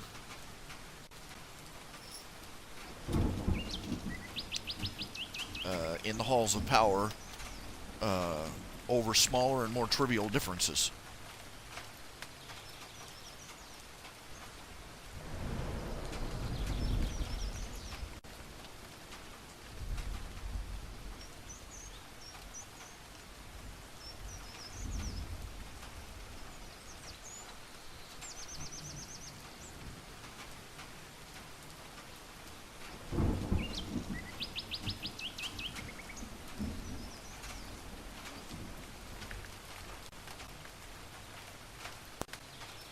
Then again, it's probably to everybody's advantage if the government really is gridlocked. Quite frankly, there's nothing more devastating to the freedom and prosperity of the average individual than when his Congress is in session.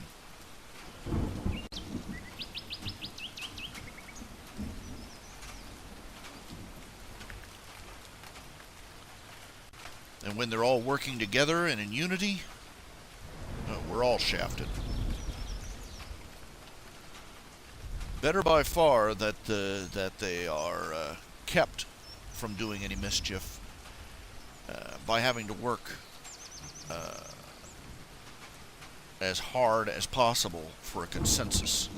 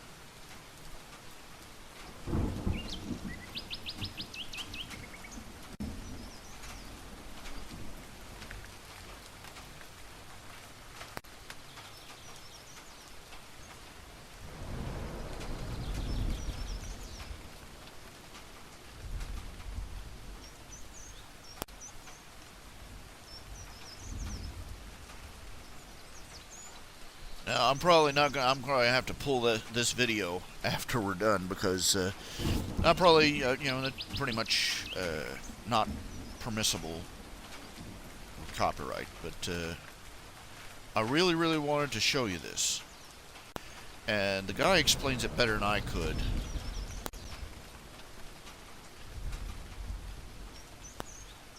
1,000 times over.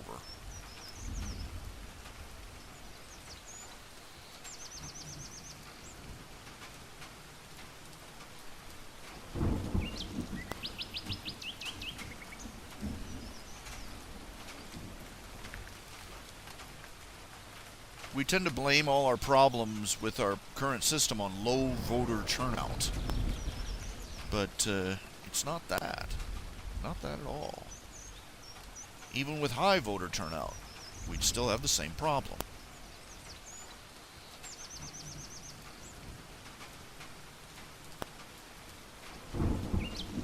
The system is mathematically flawed.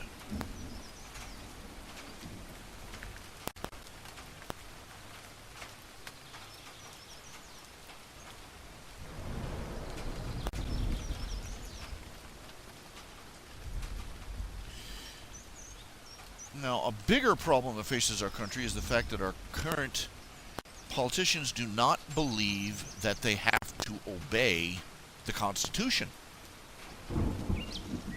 They consider the Constitution an impediment to their objectives as politicians rather than a system of order. Our president being the most obvious and most guilty.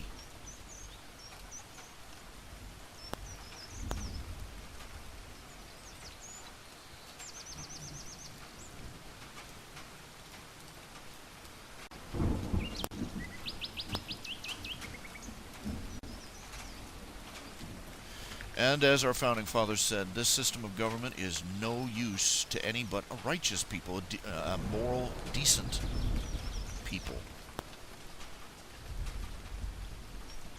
Quite frankly, there's no rule book that will rule a people who are by nature unruly.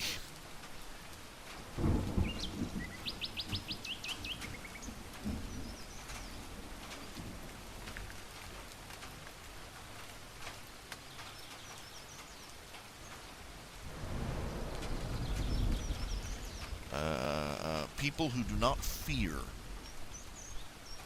God will not fear any law written by man. That's the God's honest truth. Nobody wants to accept it.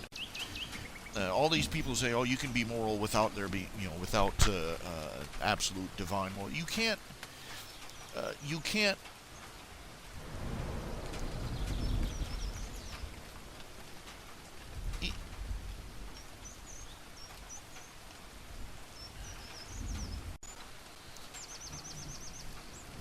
You can't believe in a moral law without believing in a divine legislator.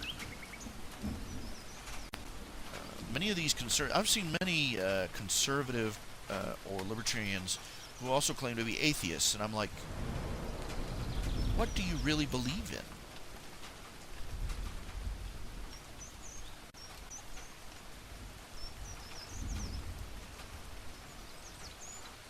What can you possibly believe in?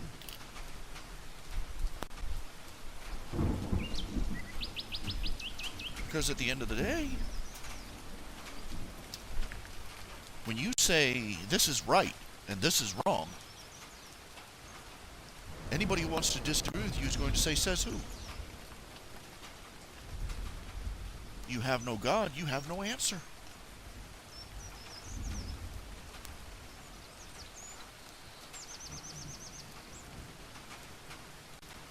You can be as, well, the system works better. Yeah, it works better, but what if that isn't your objective?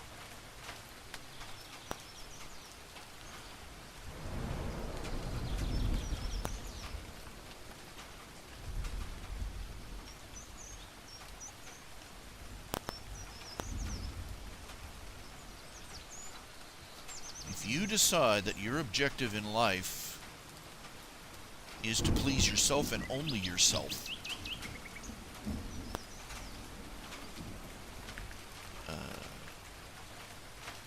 then pleading to somebody that their morals or ethics will cause harm in the future, what do they care? They're going, once they're dead and gone, It doesn't matter to them anymore.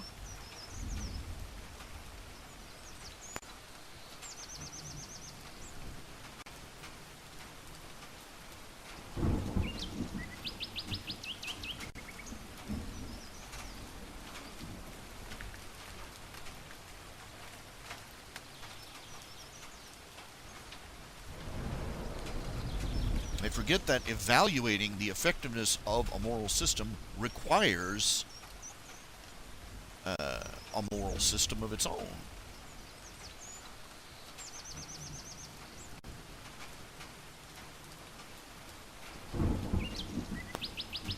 Well, I mean, for instance, you could argue that, oh, well, this system promotes the survival of the species. What if you don't give a rat's ass about the survival of the species? What if you decide that the highest good is your personal benefit? After all, after you're dead and gone, you're not going to be around to care.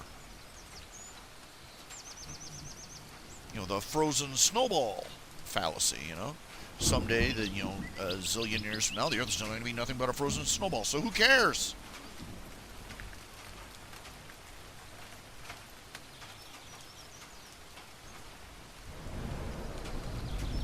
Or maybe I should say the frozen snowball paradox. If you don't believe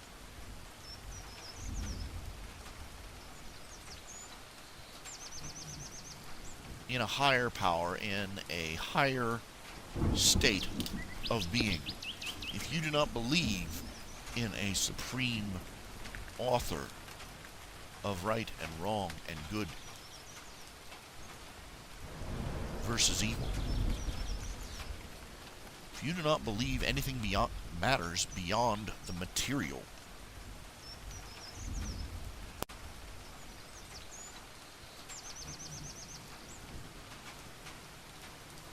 then you're not going to care about anything that doesn't benefit you personally, directly, and to your satisfaction. Après-moi le déluge.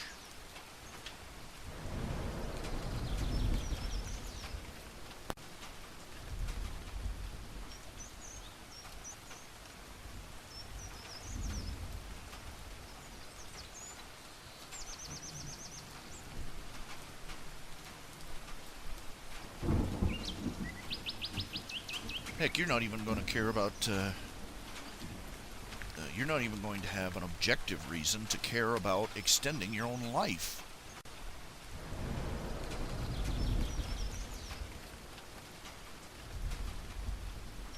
If you'd rather have 5 minutes of pleasure than 10 years of mediocrity, you'll take the 5 minutes.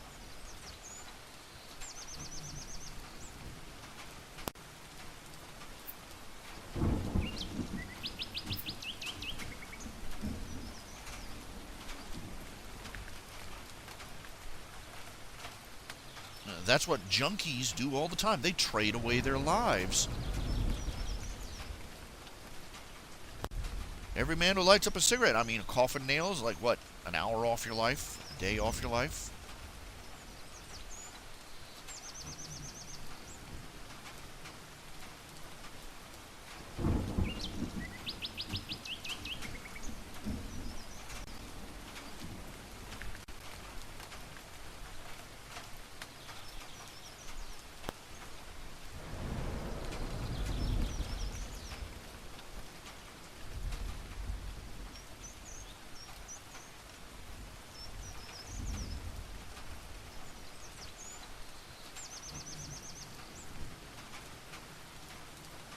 You believe in these things, good for you. But why? You have no reason to believe them.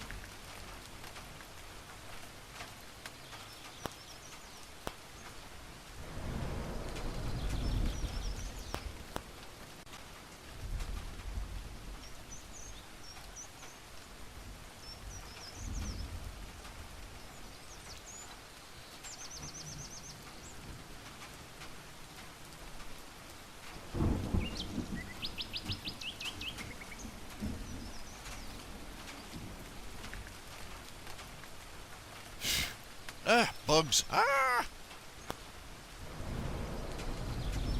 Hungry. Whether I should order a pizza.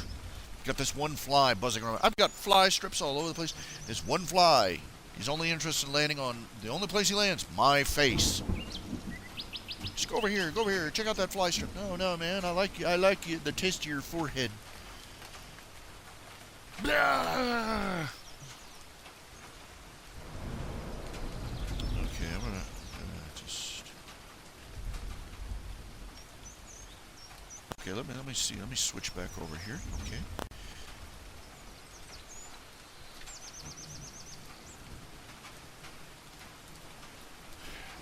Yeah, everybody talks about the Bernie Madoff Ponzi scheme, and they're surprised about this. Yeah, he should have gotten into Social Security. Then that way it would have been legal.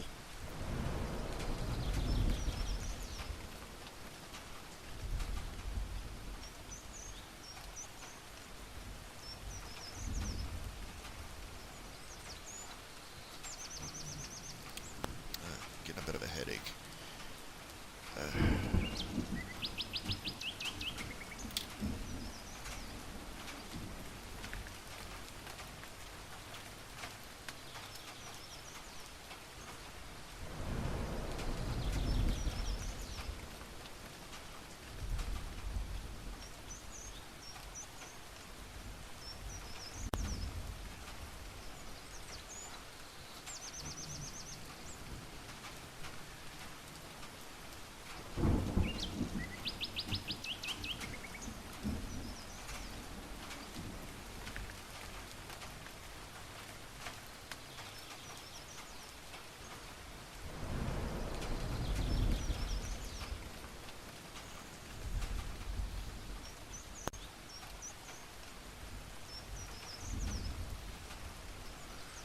A second here.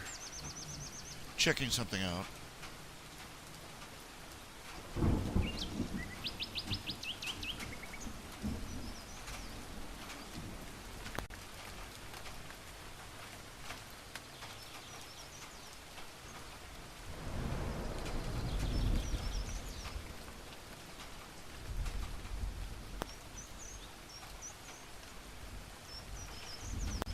Getting a headache.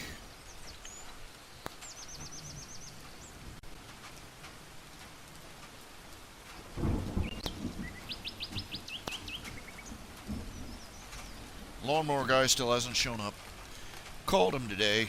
He informed me that his lawnmower had blown out a bolt or something.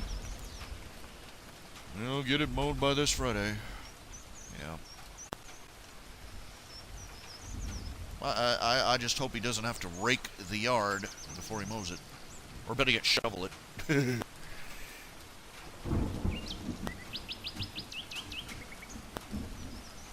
I gotta go buy some sweats.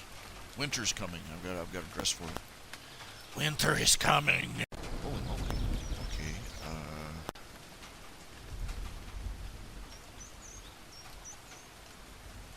Okay, we're good for a while. I've still got a letter. I gotta get up to the mailbox. I need a gopher.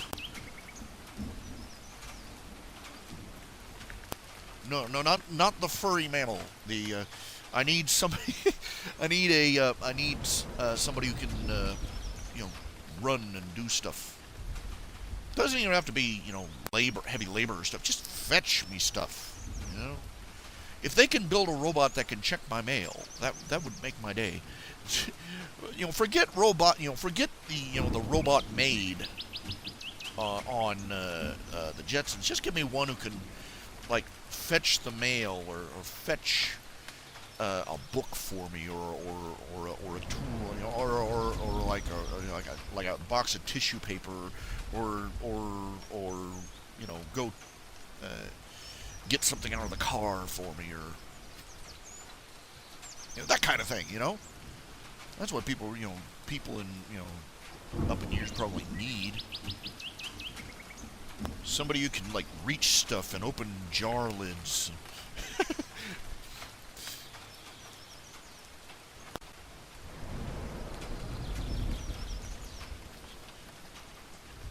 Yep, it's the probability bomb. Here we go. Let me switch over so you can see what I'm doing here.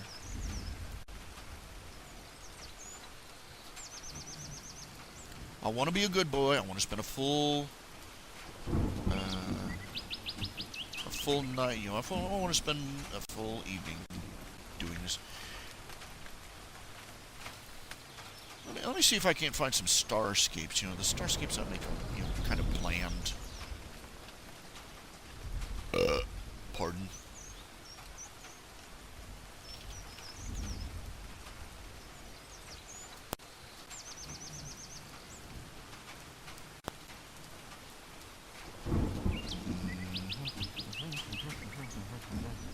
Switching back over.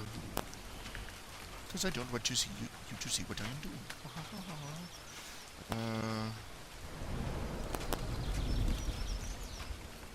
Slowing down. I got a lot of stuff going on at the same time here. Starscapes. Come on, computer. Space. Let's try that. Space. The final frontier. These are the continuing voyages of the Starship Enterprise. It's a continuing mission. Ooh, these are some pretty ones.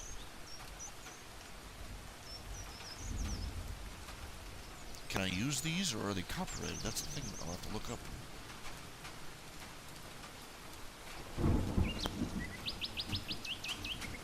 Most of the, I found out that most of the images we get of starscapes and stuff, they're false color. And I'm like, whoa, you don't mean they look like a blacklight poster out there? I'm disappointed. Not happy. I'm displeased. Bummed. Bummer, dude! Get off.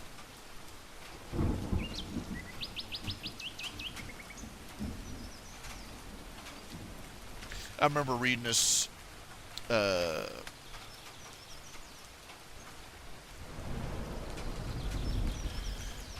post. Somebody said the Chinese are trying to get to the moon, and they're saying, like, what would America do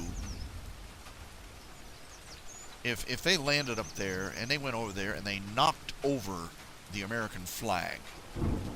They're looking at each other. Oh yeah, like America's going to reboot its entire space program just so they can fly up there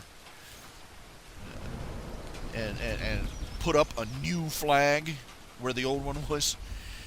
And one guy right at the bottom, I'm an American, and I can guarantee you that is exactly what would happen. And I'm like, yeah, pretty much.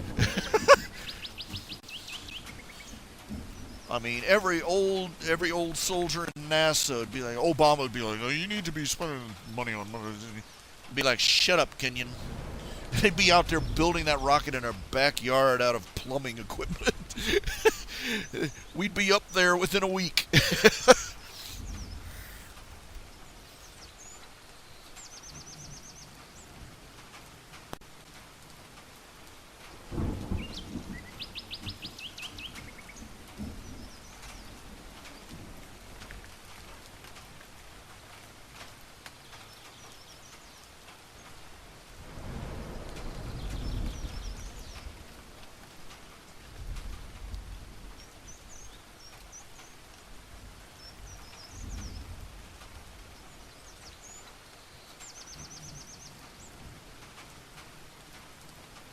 Hot link protection activated.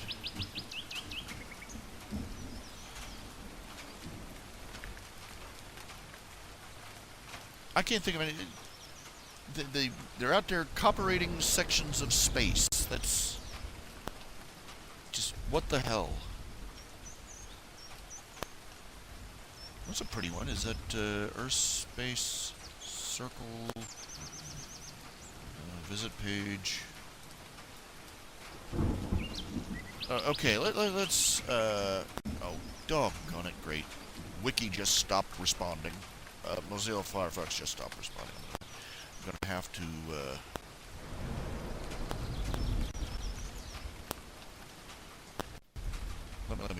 some of these.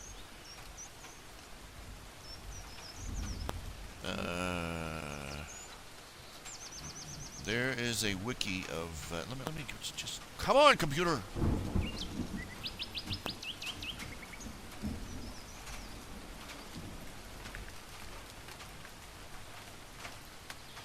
Ooh, I like that one. Let me switch this over so you can see what I'm looking at here.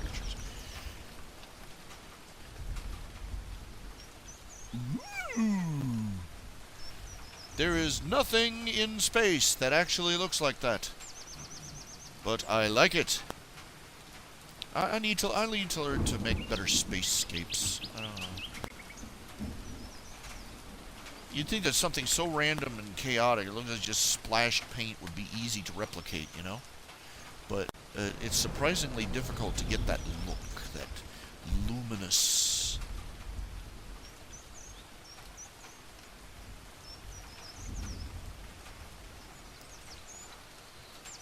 Picks about space. Turn that off. And come on, computer. All right, I'm gonna have to turn this off and restart it. Be just a second here. You should be able to still hear me. That's just.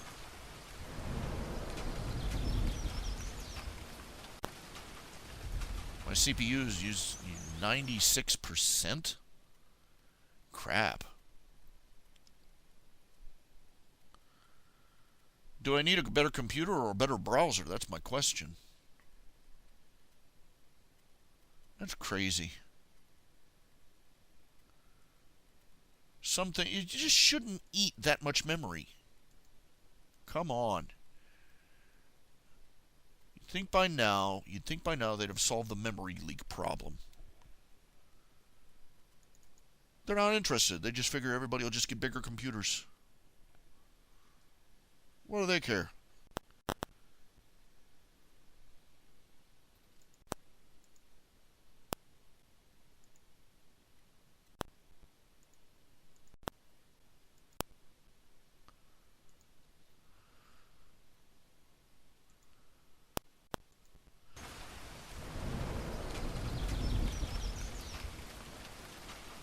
Wikimedia Commons, that's what I'm looking for.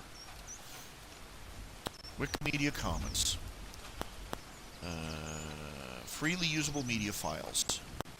Okay, let's see. Space. Let's see what free space images they have. Outer space. Look, I want to browse. I don't want to.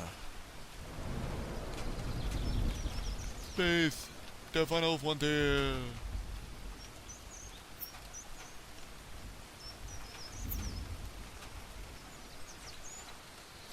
These are the voyages of the Starship Enterprise. I already did that joke.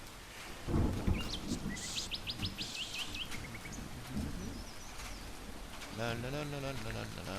Next page.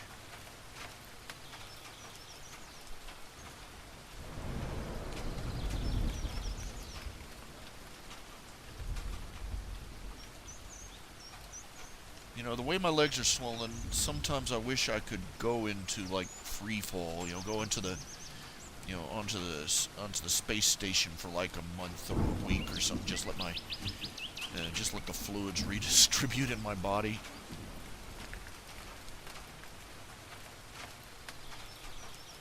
I could hang myself upside down by my ankles, you know, or sit with my feet literally pointing straight up in the air. But I would have to lie there for like a day before my legs even partially shrank back down. Are you kidding me? That's it? That's all the space images they have?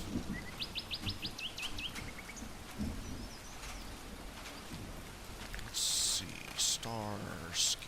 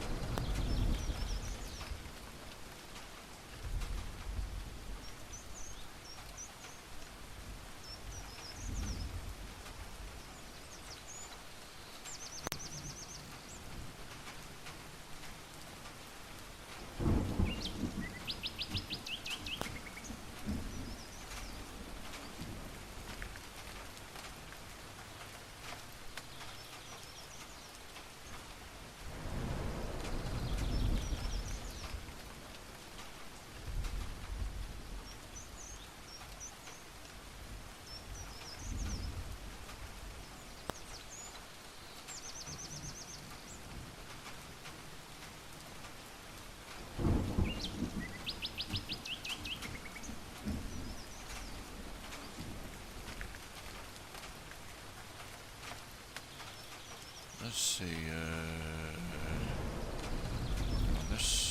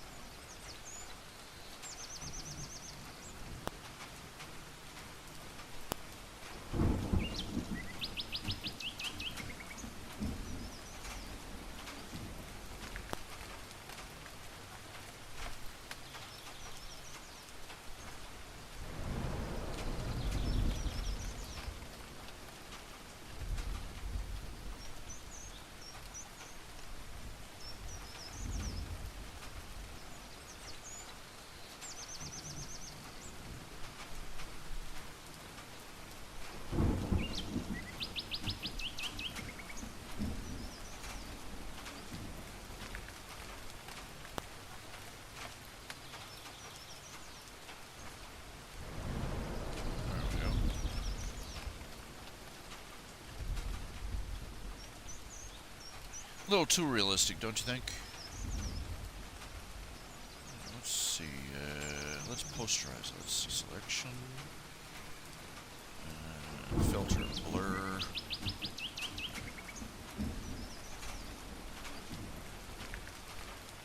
Remove dust.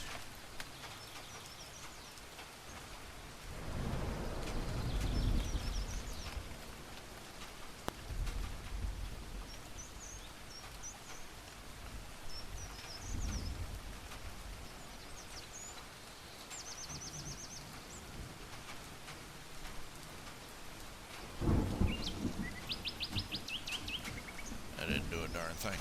Edit. Do. Filter.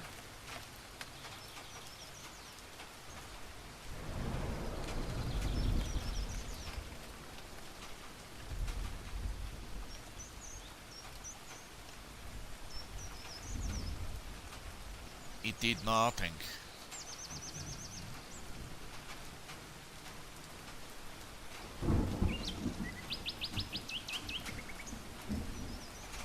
Let's see.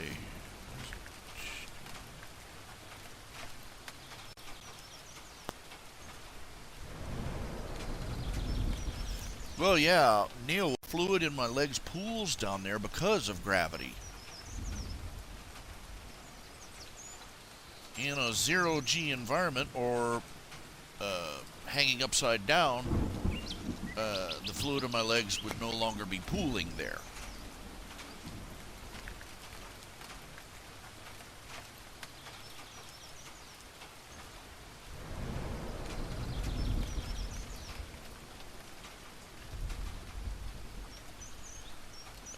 Why has Donald Trump vowed not to eat Oreos? I think because Oreo is manufacturing them in Mexico or something now. I don't know.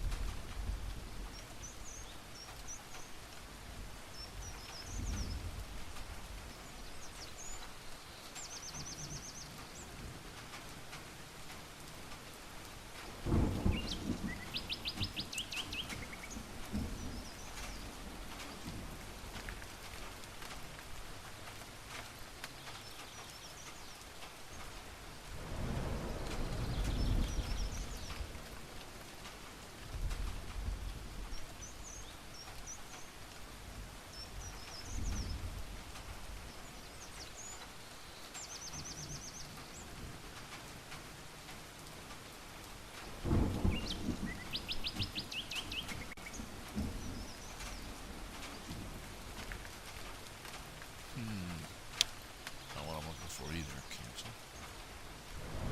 Filter. I have no idea what purling noise does.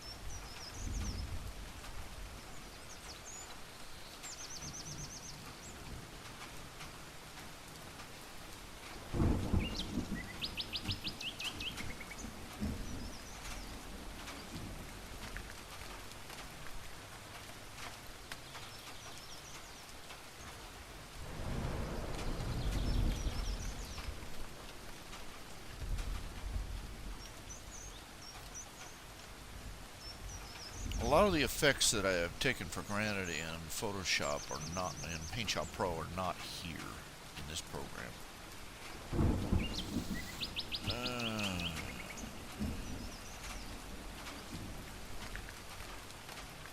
It has a lot of wonderful effects, but it's just not.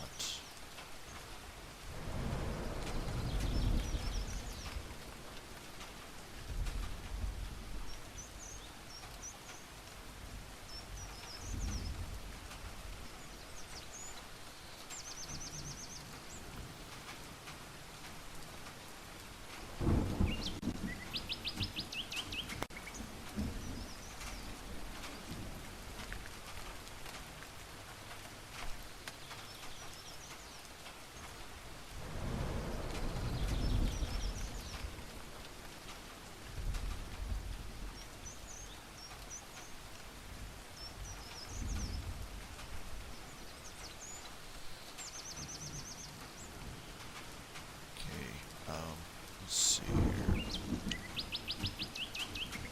just open here.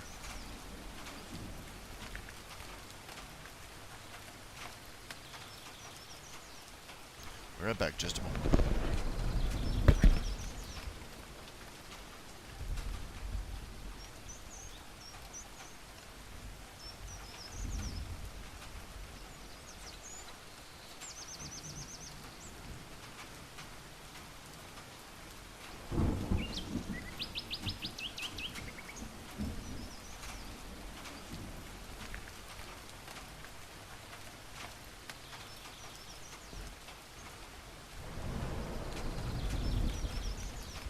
Yes, I'd like to order a ribeye steak sub for delivery.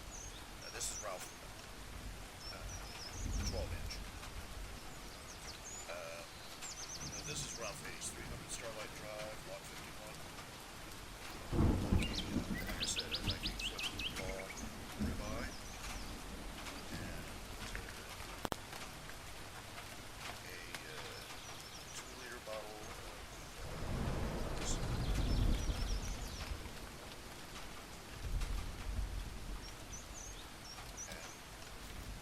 that'll be all. Let me get my card here. Just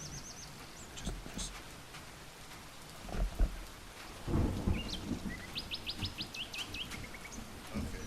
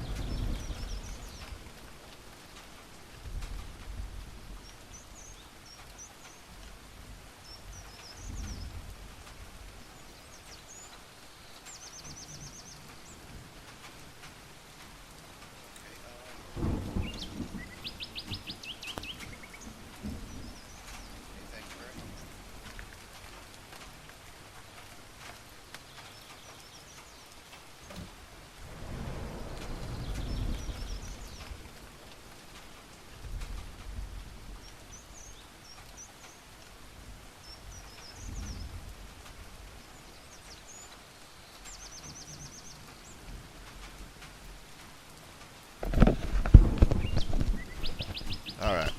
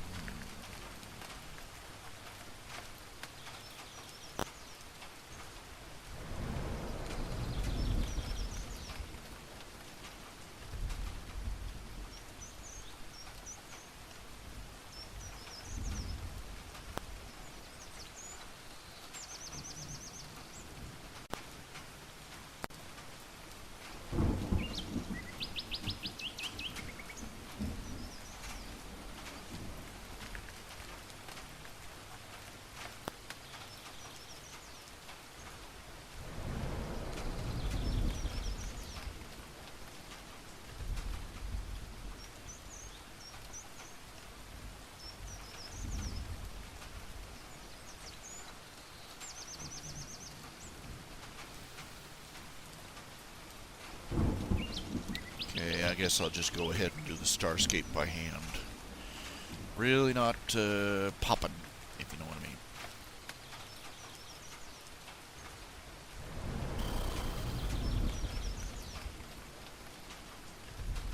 I don't know. Bleh.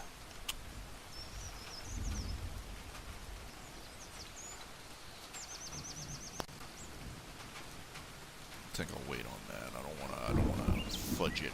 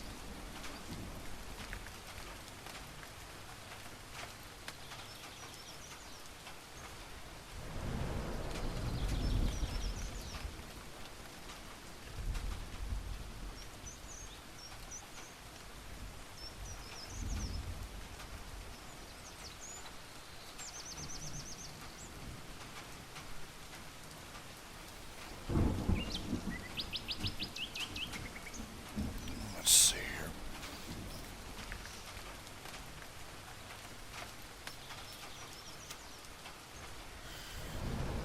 Let's see, fill patterns, gradients.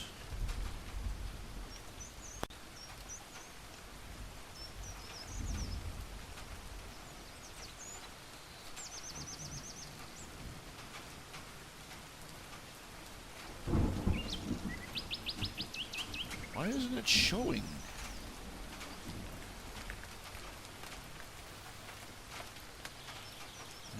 Let's see, gradient tool, here we go.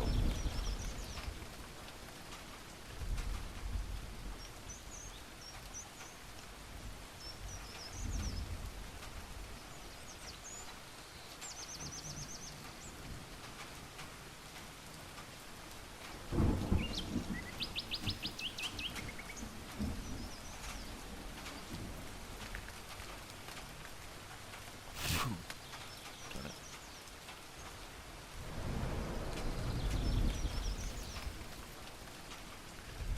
Let's see. Okay, let's try some airbrush. This time I learned to use a little airbrush here.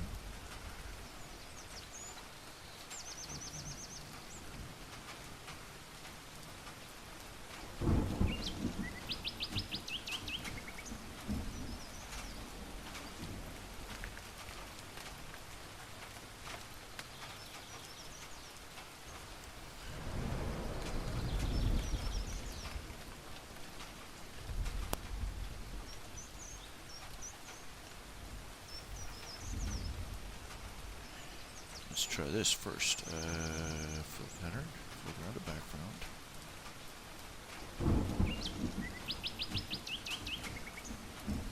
Okay, undo.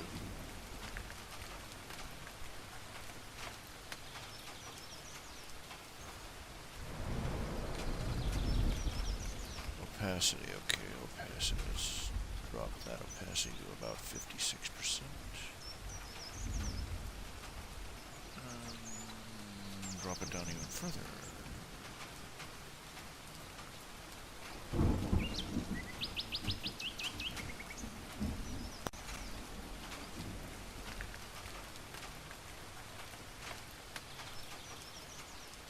Come on.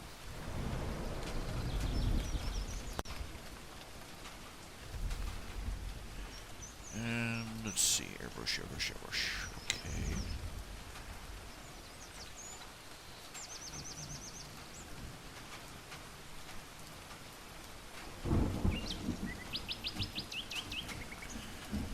Size, hardness, brush density.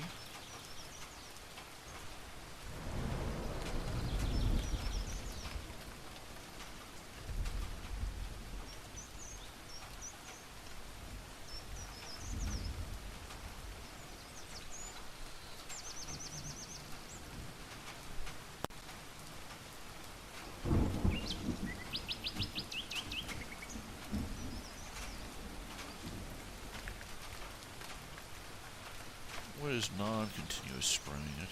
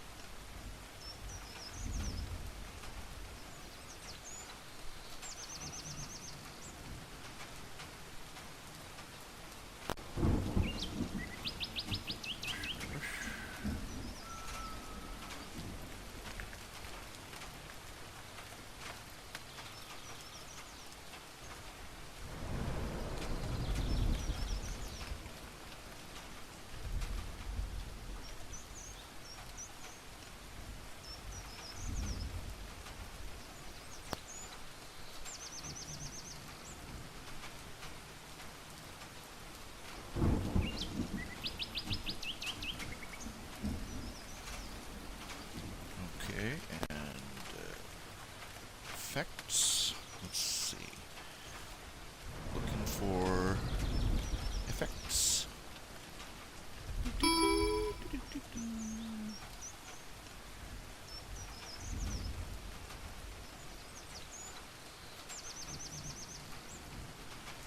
That isn't it either. It's undo. Particle size. Undo.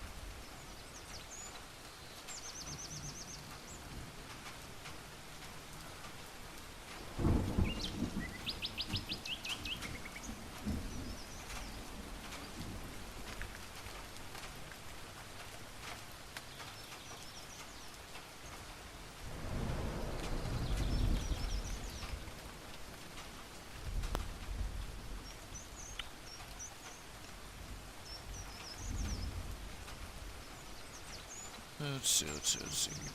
We need a ellipse.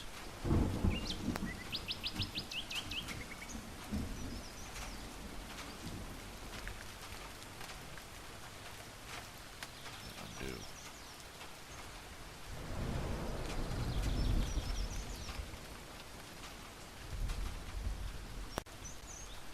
No, that's not right either. It's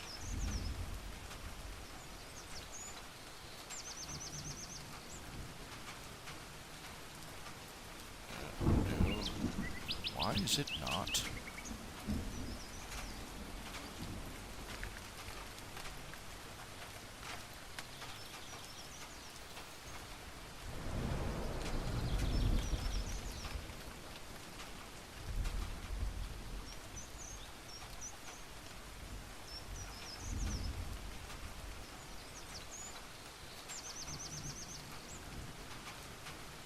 It's still reversed.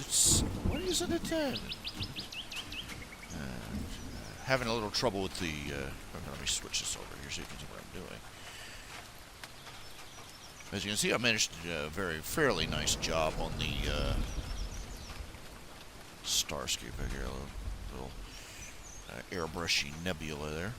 I'm having a little trouble with the.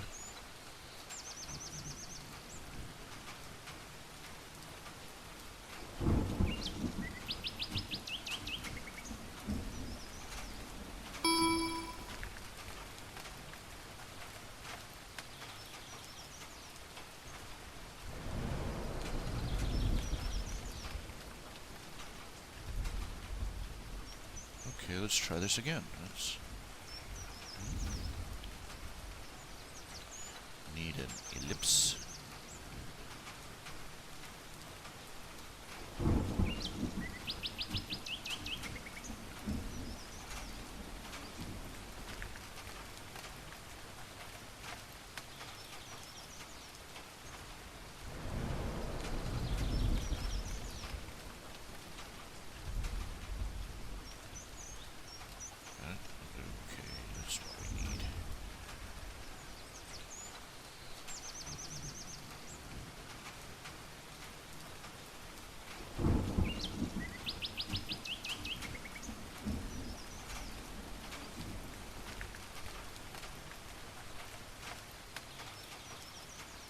Okay, that'll do. Alright. And now more airbrushy stuff. Let's...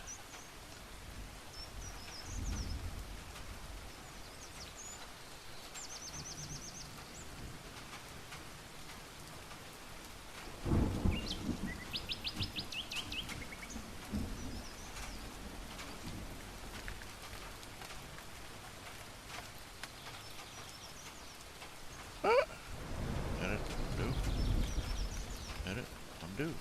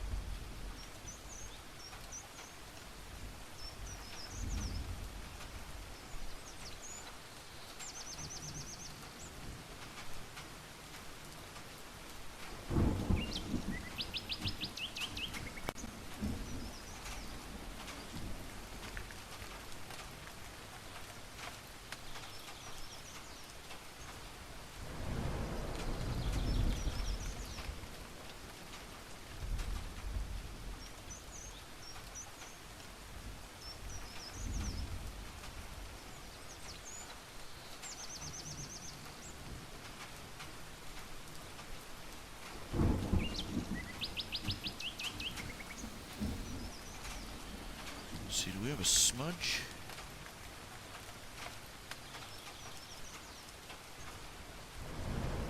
Eraser, decoration, airbrush, brush, pencil. No, I don't have a smudge. Brush.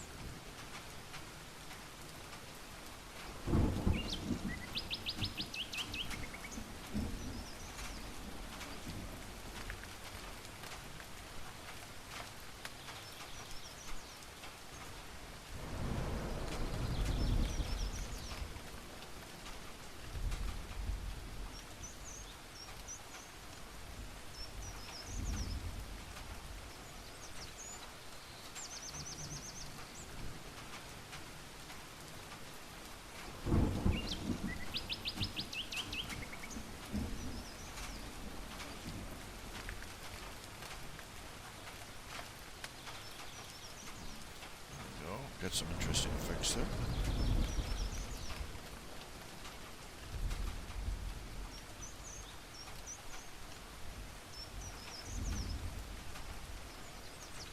Ah, there we go. Much better.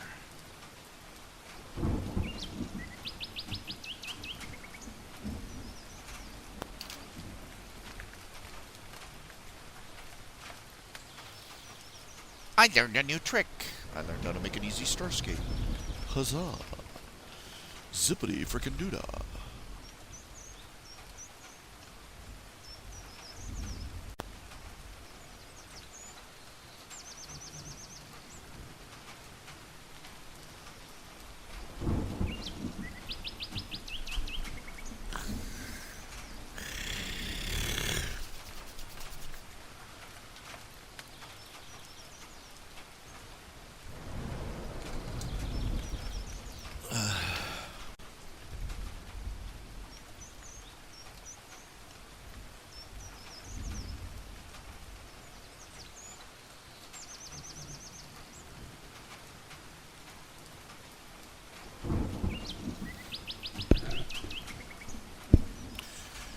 You ever wonder how it is that nihilists manage to get people to follow their movement?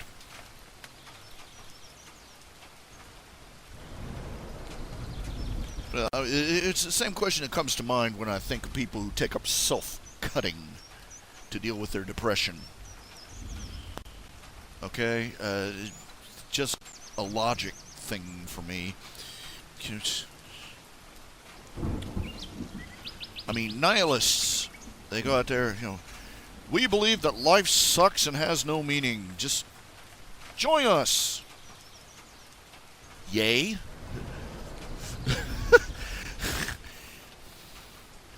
Then there are these people that, like these people that cut themselves when they're dealing with, oh, I'm so depressed.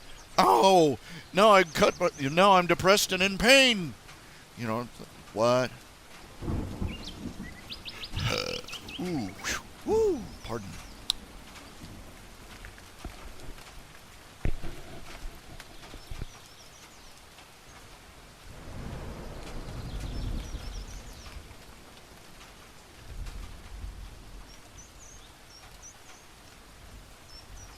Yeah, that's much better, huh?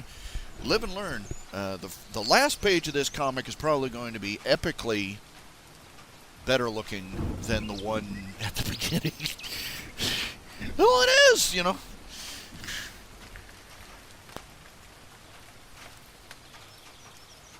It's a learning process, I guess.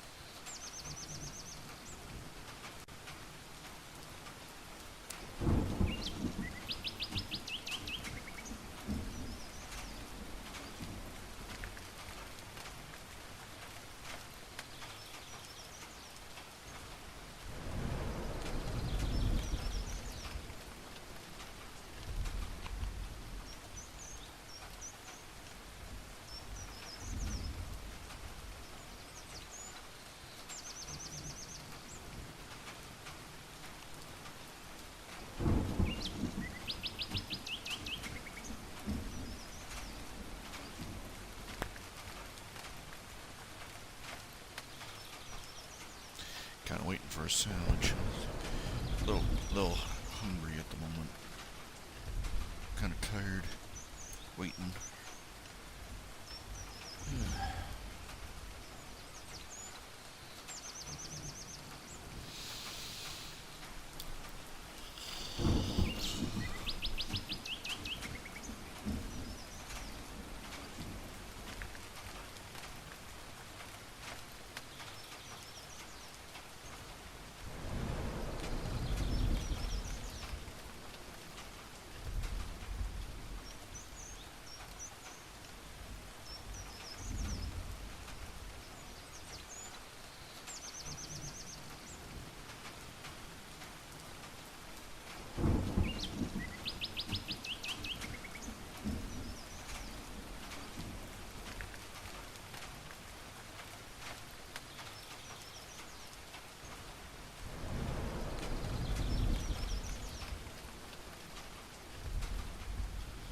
Did you ever wonder what the old, the New Testament church, just how much of the terminology we use would make absolutely no sense to them? Just a thought that's running through my mind, more or less, at the moment.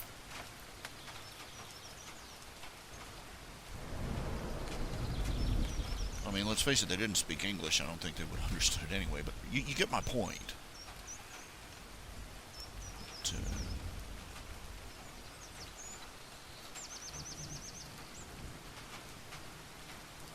That even if you translate it, they look at you and go, "Where did you dream this stuff up?"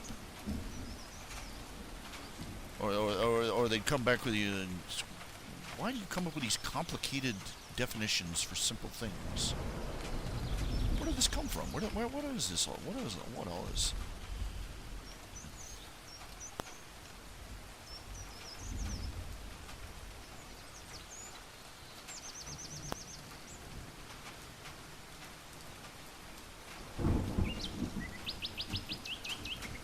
Doctrinal dispensation and preordination and all these other $15 terms we use.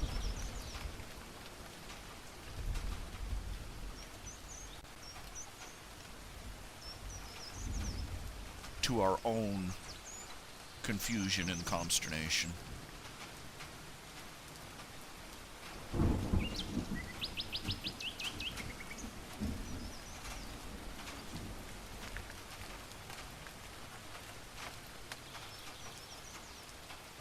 Consider the level of confusion caused by, quote, the doctrine of repentance.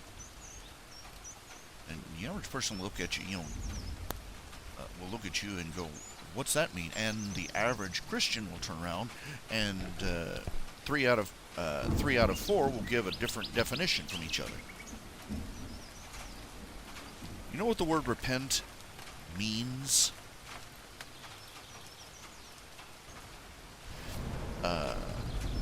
The word translated repent in the King James Bible the word they translated as repent is a Greek word metanoia.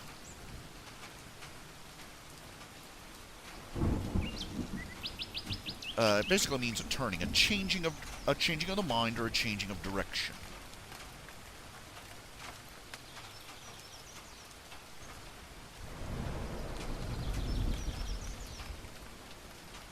Somehow, over the centuries, that word has gotten battered all out of shape. People have taken it to mean repentance means making a oath or making a commitment to turn one's back on all their sins, and I'm looking for the phrase. Like making an oath to stop smoking. I think my delivery's here. Just a second. Come in! Just a second.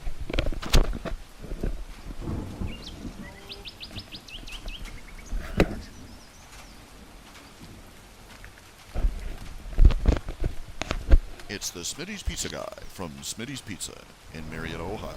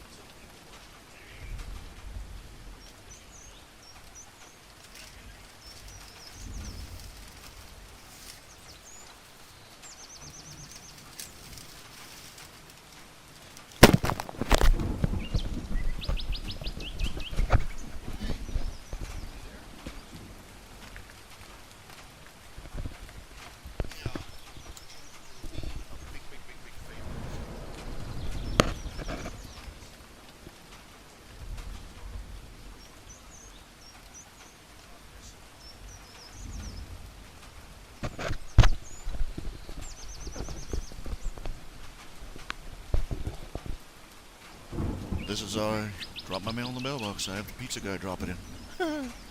That's sad. Well, like I told you last night, when I go out to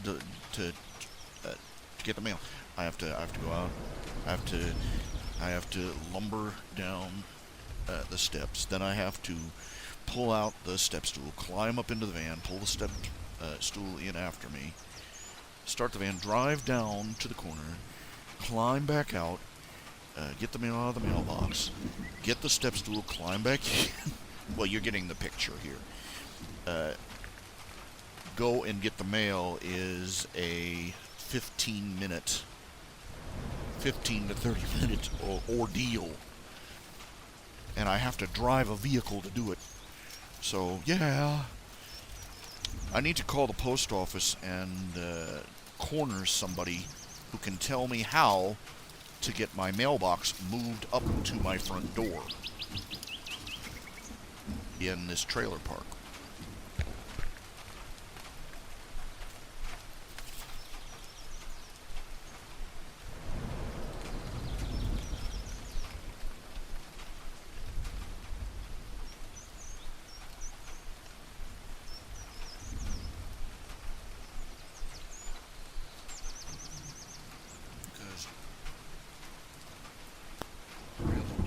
This is what I was saying, why I need a gopher.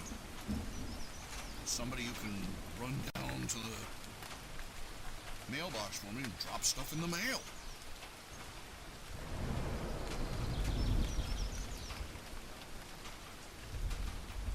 You know, it should not be an installment of Fantastic Voyage to drop mail in the mailbox.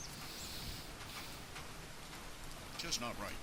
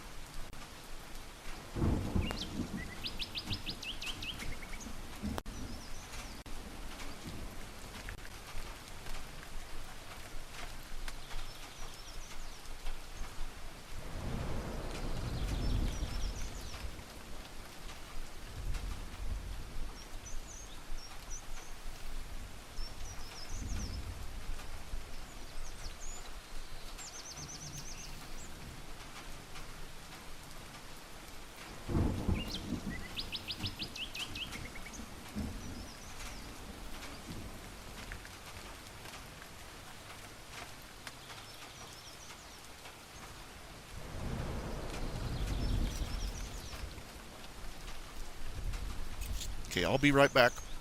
So long.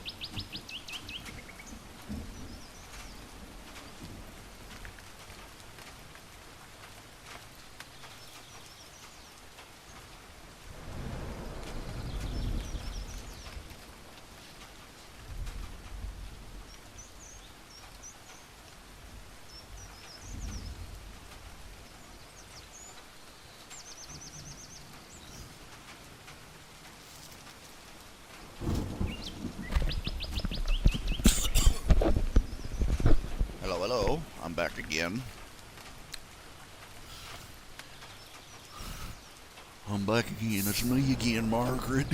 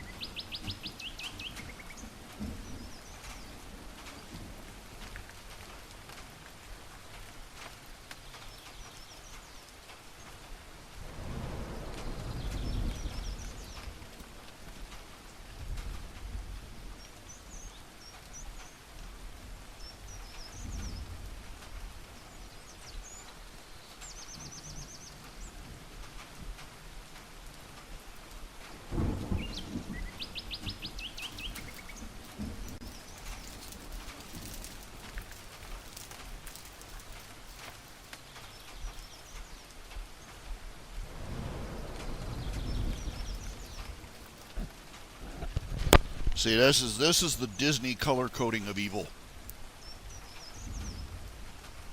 Seriously, dark reds are trouble. But you know somebody's evil. I mean, seriously evil when you see some lime green. Just look at it, Ursula, her magic, lime green. Just look through the Disney movies. Every time the villain pops up, the magic is lime green. You see some lime green coming at you in Disneyland, watch out.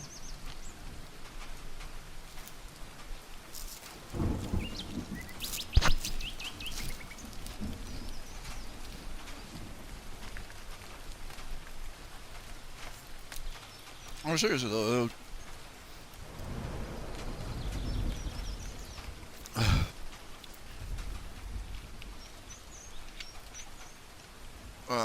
Part of the reason for that is that back in the day, in the old days when they were making comic books, they didn't have as good printing technology as we do now, and they worked with a lot cheaper paper and a lot cheaper ink.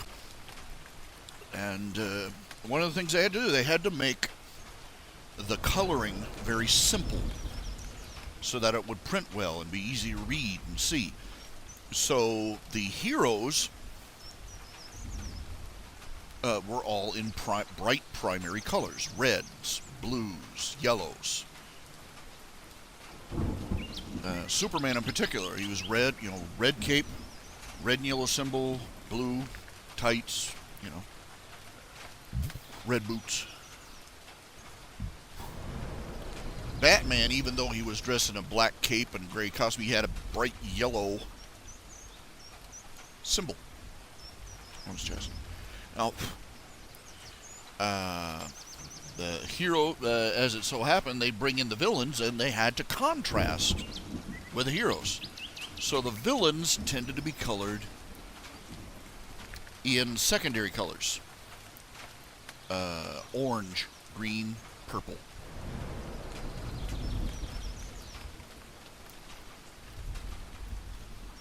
You look at it. Let me show you the color wheel here. Now, you look at this over here.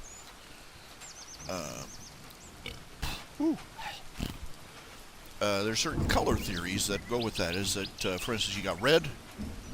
Okay, can you see this here? Image. Zoom in. Let me zoom it over here. See the color wheel there? Now you look at it.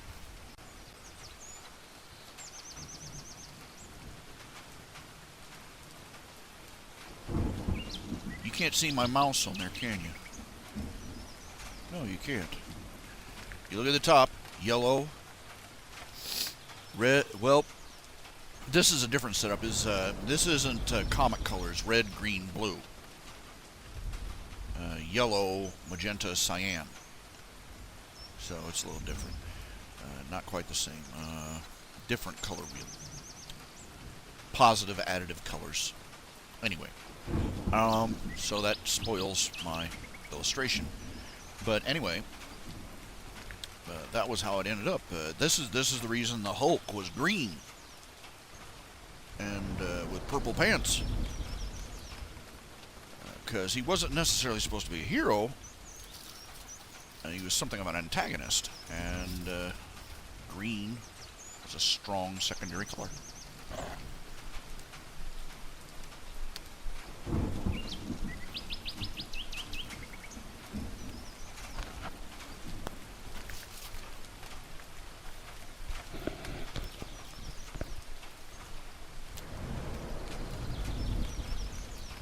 You look at Spider-Man. Spider-Man, he's got a red and blue costume. All his villains, many of his classic villains are green and purple in their classic costumes. The Lizard, the Green Goblin, the Scorpion, so on and so forth.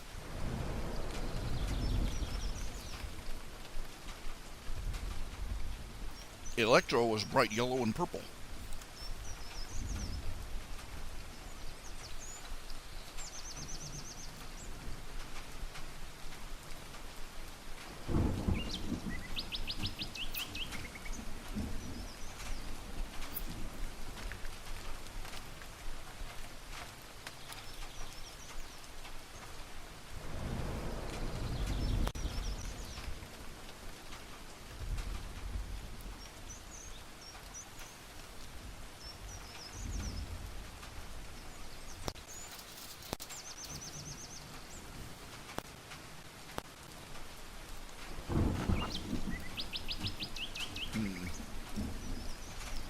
Got something bogging down in the system.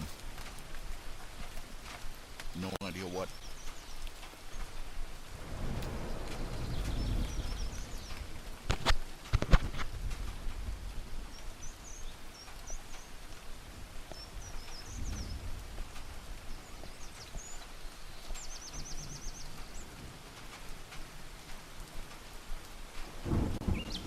I like that much better.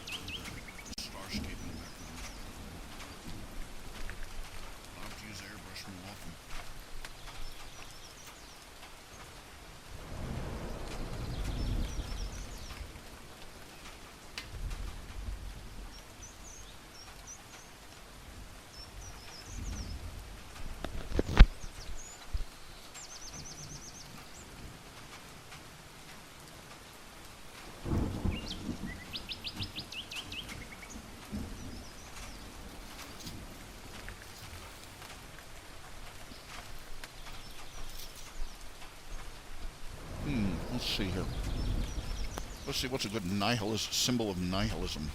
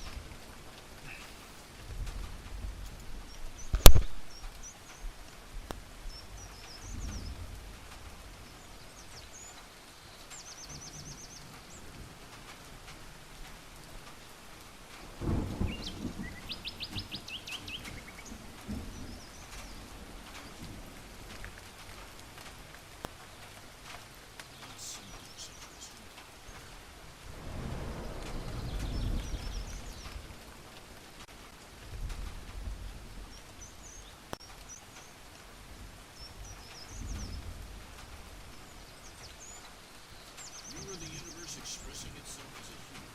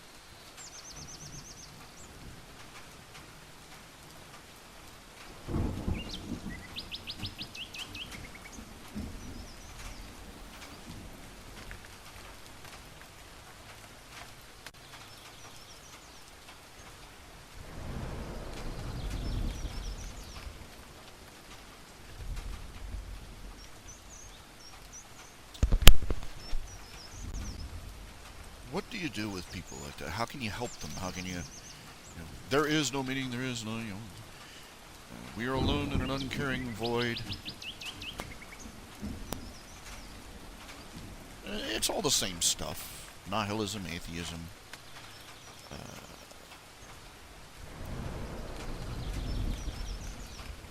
It all boils down to saying God is dead and we may do as we please.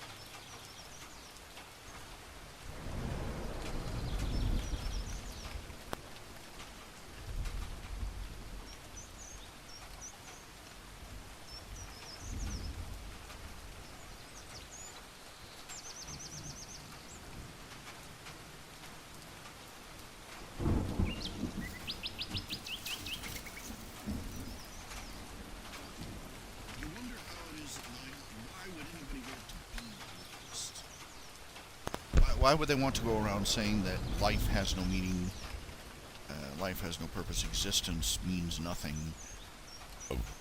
Very simple, because by saying that existence means nothing means there's no rules.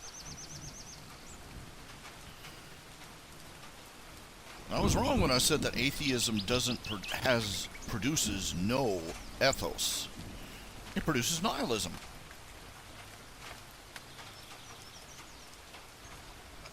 If all we are is a materialist universe with no higher state of being, no higher power, no God, no creator, no infinite or eternal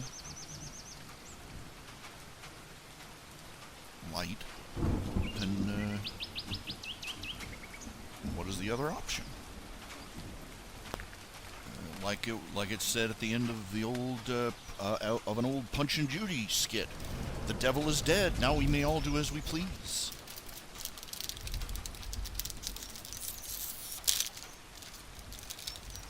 And meanwhile, the devil sits on his throne and giggles his fork-tailed behind off at him.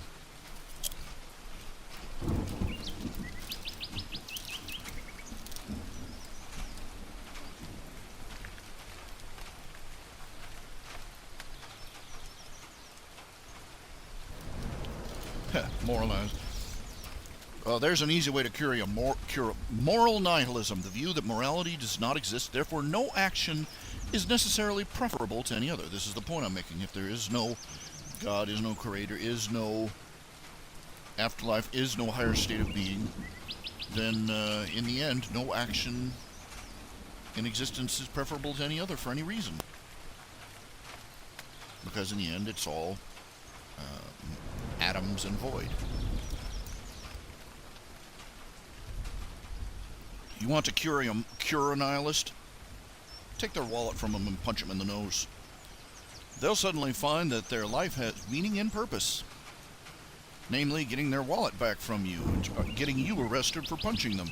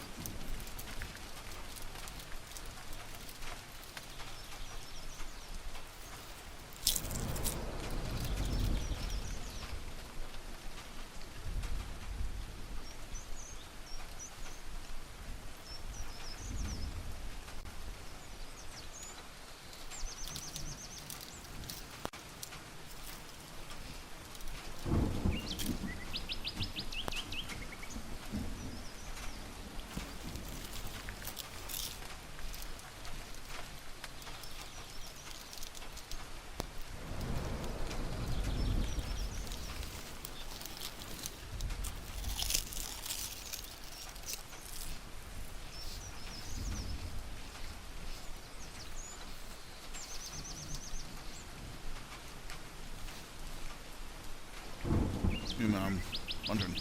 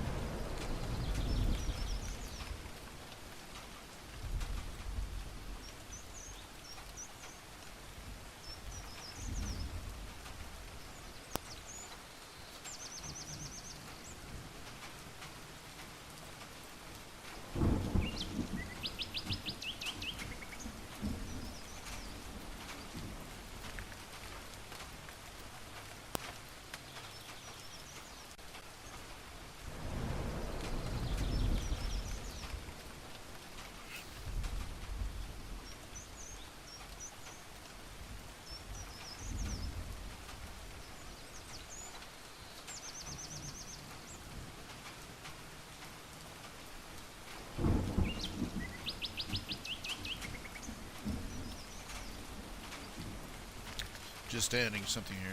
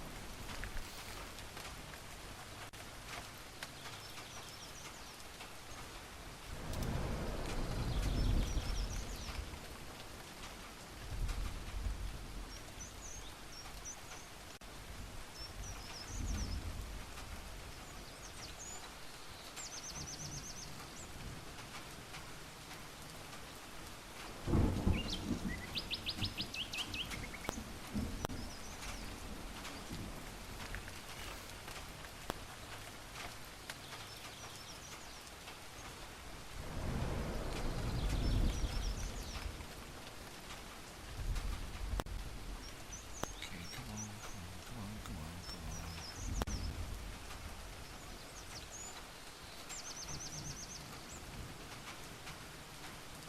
Save this.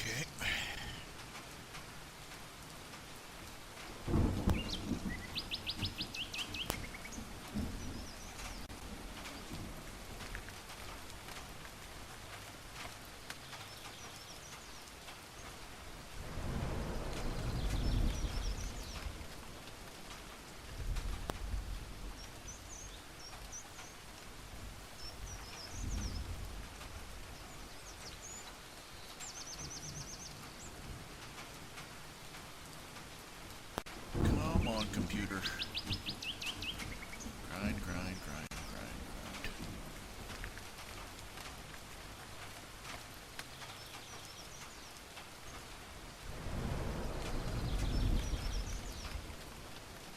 Okay, let's see here.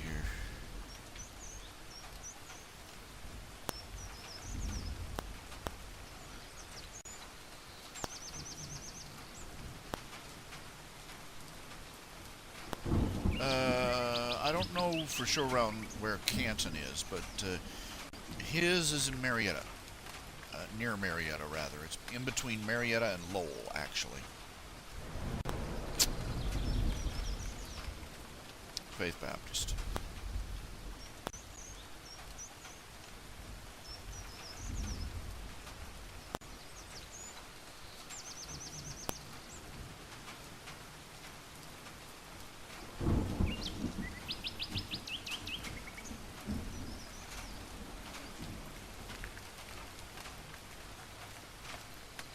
It's interesting, it used to be that red was entirely associated with the Democrats, with leftists.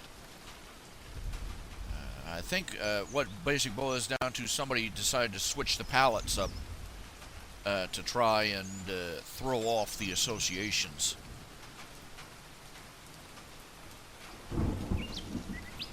Or rather try and swipe the association of blue, good, red, evil. So they, somebody with Democrat leanings in the press started using blue symbolism for the Democrats instead of for the Republicans. All it did is means that more people started, it was a cheap trick and it didn't work.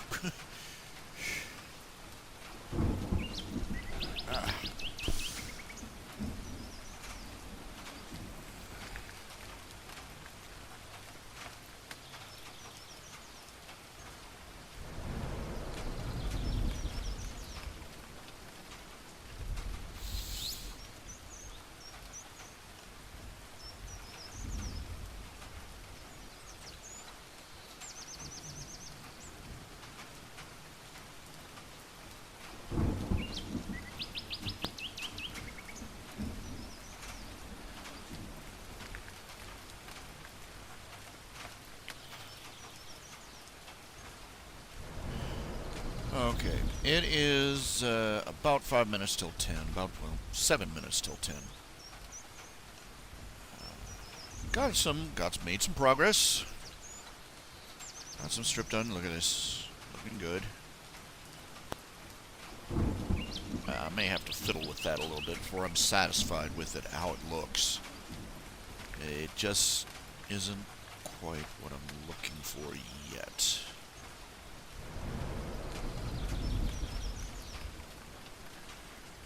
Don't know. Well, I'll think it over.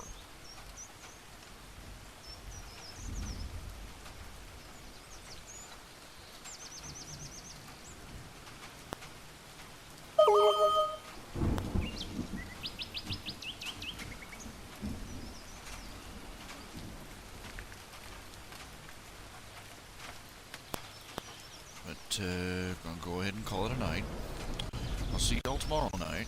Should be no different.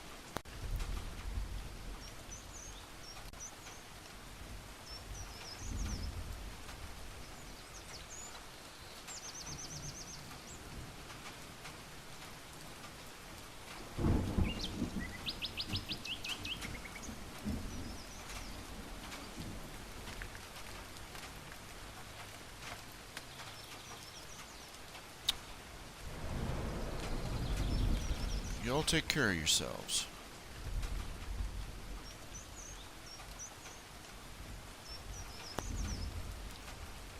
And say a prayer for me, because God knows we all need them. God bless y'all.